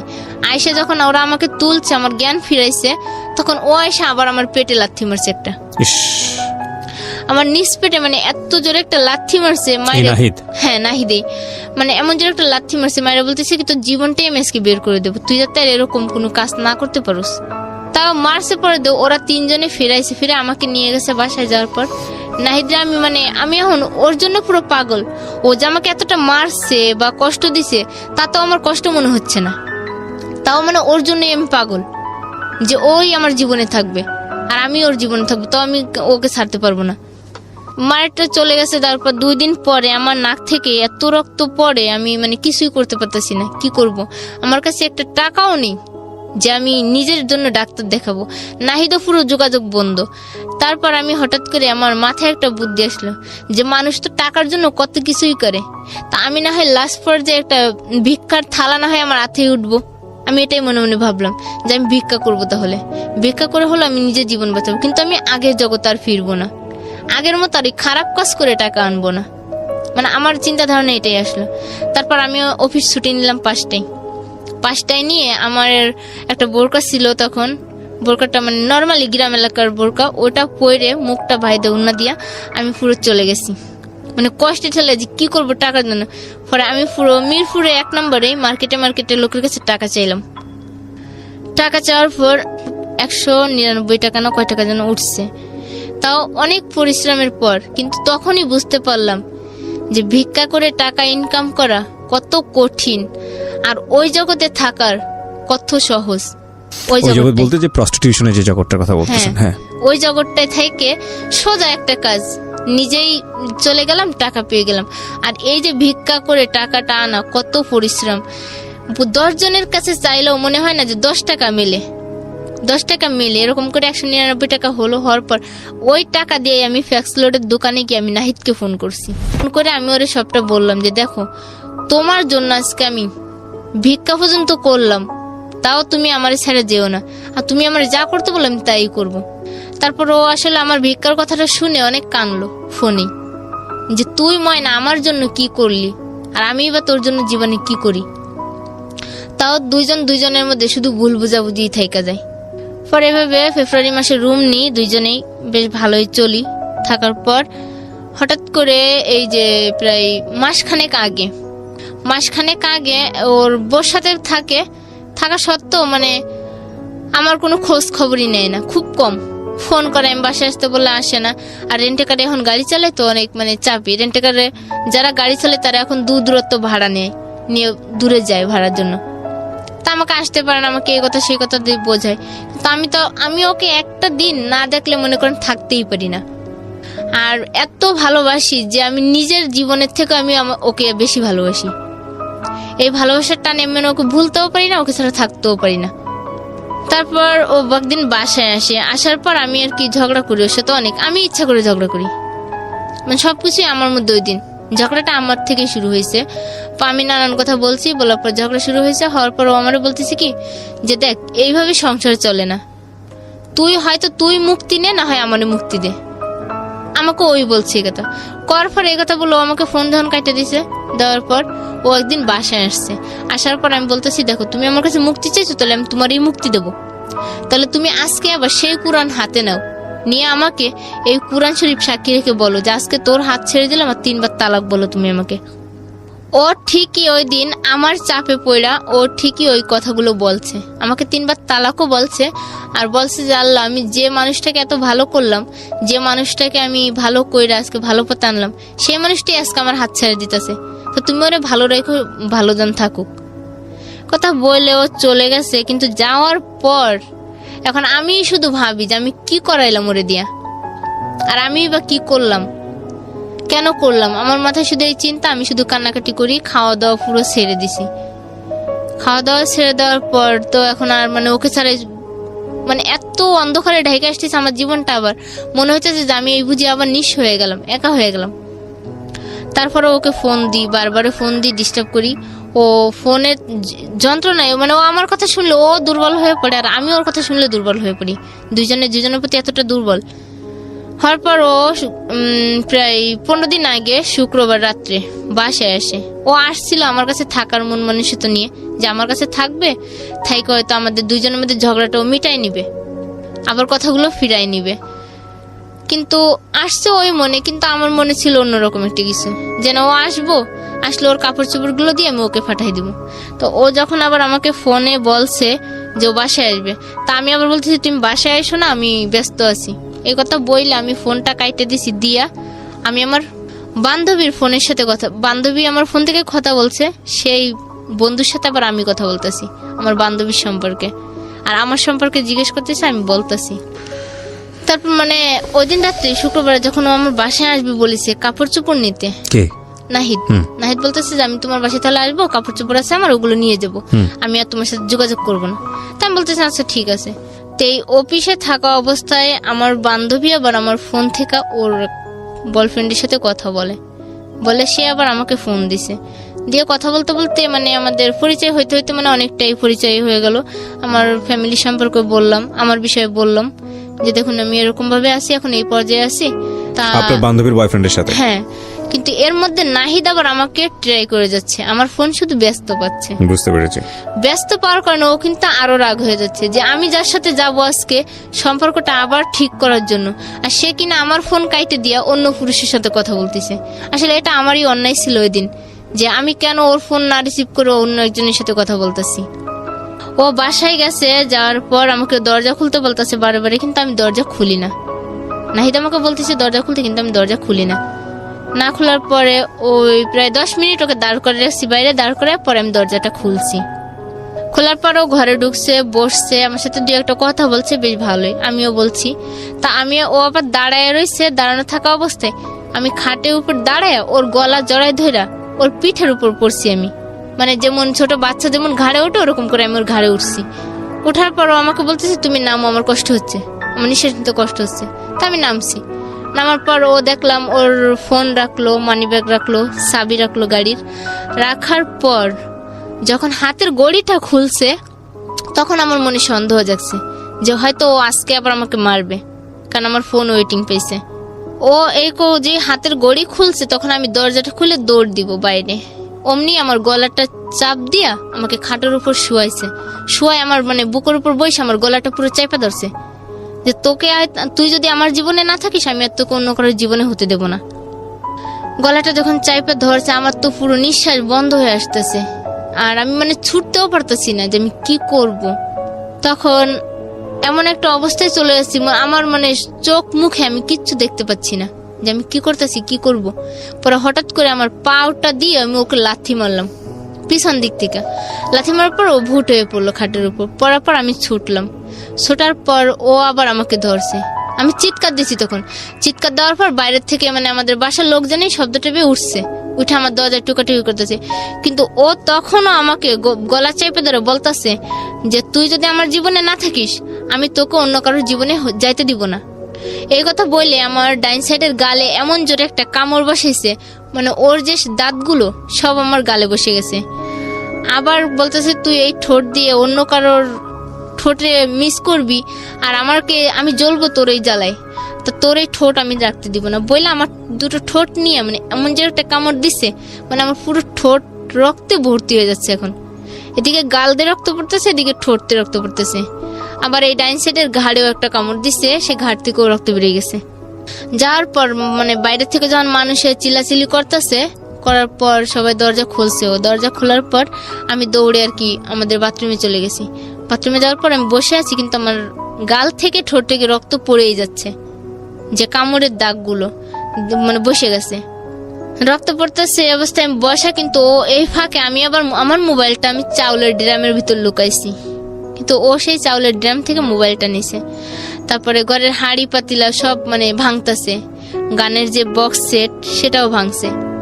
ভাঙা ঠেঙে আমার নাক থেকে নাকফুলটা নিয়ে নিছে, মারের মধ্যেই নিয়ে টিয়ে পর ওই রাত্রেও গেটের বাইরে চলে গেছে, আমাকে ওই অবস্থায় মেরে বাইরে চলে গেছে। যাওয়ার পর এখন আমি বলতেছি থানায় যাব ওর নামে কেস করতে, কিন্তু ও আমাকে যাইতে দিবে না থানায়, আমি এটাও বুঝতে পারতেছি। ও বাইরে দাঁড়ায় আছে, পরে আমি গেটের উপরে দিয়ে উঠে দেখি যে ও দাঁড়ায় রয়েছে। আমাকে বাসার সবাই বলতেছে দেখ এরকম পাগলামি করিস না, ঝগড়া হয়েছে আবার মিলবি, সমস্যা কি। পরে বললাম যে না, ওর সাথে আমার আর কোনো সম্পর্ক নাই, যেহেতু আমাকে এরকম করতে পারে, মারতে পারে, আর এই কথা বললে চলে যেতে পারে, তাহলে ওর সাথে সম্পর্ক না রাখাটাই ভালো হবে বলে আজকে প্রায় 5-6 দিনই আমি এই অবস্থাতেই অসুস্থ নিয়েই কাজ করতেছি। ওকে ফোন করি, ও আমাকে একটা কথাই বলছে যে তুই যদি ভালো ঘরের মেয়ে হয়ে থাকিস তাহলে আমাকে আর ফোন করবি না। এই হচ্ছে আপনার সিক্রেটস, রাইট? কেন গল্প বললেন? এবার আপনাকে আমি প্রশ্নটা করতে চাই, যেটা প্রথমে বলেছিলেন, একটা উত্তর আপনি দিয়েছিলেন। আবার পুরো গল্পটা শুনে সিনপসিসটা জানলাম আমরা। বয়স কত বলছিলেন আপনার? কখন? এখন এই মুহূর্তে 21 বছর, মানে প্রাপ্তবয়স্ক বাংলাদেশের আইন অনুযায়ী। সো ঠিক আছে, আপনি এবার বলেন কেন এই গল্পটা আপনি লাখ লাখ মানুষকে বললেন?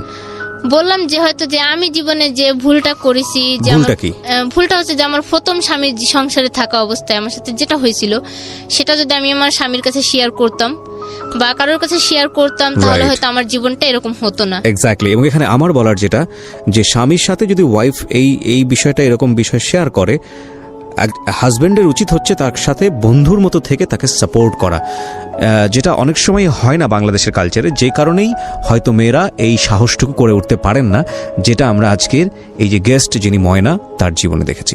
আরেকটা ভুল কি? আরেকটা ভুল হচ্ছে যেমন এই যে টাকার জন্য আমি যদি ওই দিন টাকাটা ওনার কাছে চাইতাম, আগে জিজ্ঞেস করতাম যে কি কাজ বা কিসের চাকরি দিবেন, জেনে শুনে যদি আগে বুঝে যেতাম তাহলে হয়তো আমার জীবনটা এই নরকে যেত না। আমি টাকার জন্য বরং বলি না, আমি বলি যে পুরো সিস্টেমটাই আসলে ভুল। কারণ আপনি যে দ্বিতীয় বিয়েটা করেছেন, সেই দ্বিতীয় বিয়েটা আমার মনে হয় এটা একটা ভুল সিদ্ধান্ত ছিল। দ্বিতীয় বিয়েটা অন্তত ফ্যামিলির কাছ থেকে, জি আমি বলতেছি আর কি যে আমার ওই যে অতীতে চলে যাওয়া, যে 1 মাস যে ওইখানে থাকা। প্রত্যেকটা ঘটনার পেছনে তো একটা না একটা রিজন থাকে না? হ্যাঁ। তো আপনি যেই হঠাৎ করে কিন্তু সেই জায়গাটায় যাননি, আপনাকে যেতে বাধ্য করা হয়েছে। হ্যাঁ। আপনার কাছে পয়সার প্রয়োজন ছিল, আপনি পয়সা পাননি বলেই আপনি অন্য একটা জায়গায় গেছেন। কিন্তু এই যে পয়সার আকাল তৈরি হয়, সেটার জন্য তো আপনার দ্বিতীয় বিয়েটাও অনেকখানি দায়ী। হ্যাঁ, এটা ঠিক আছে, অনেকখানি আপনি যদি লেখাপড়াটা চালিয়ে যেতেন, যে কোনোভাবে হোক লেখাপড়াটা যদি সামনের দিকে নিতেন, আপনি যদি গার্মেন্টসেও জব করতেন, তাহলে তো আপনার এই অবস্থাটা আজকে হতো না। হ্যাঁ, এটা ঠিক আছে, হতো না। কিন্তু মানে আমার তো ওই সময় মানে কোনো রাস্তাই খোলা ছিল না।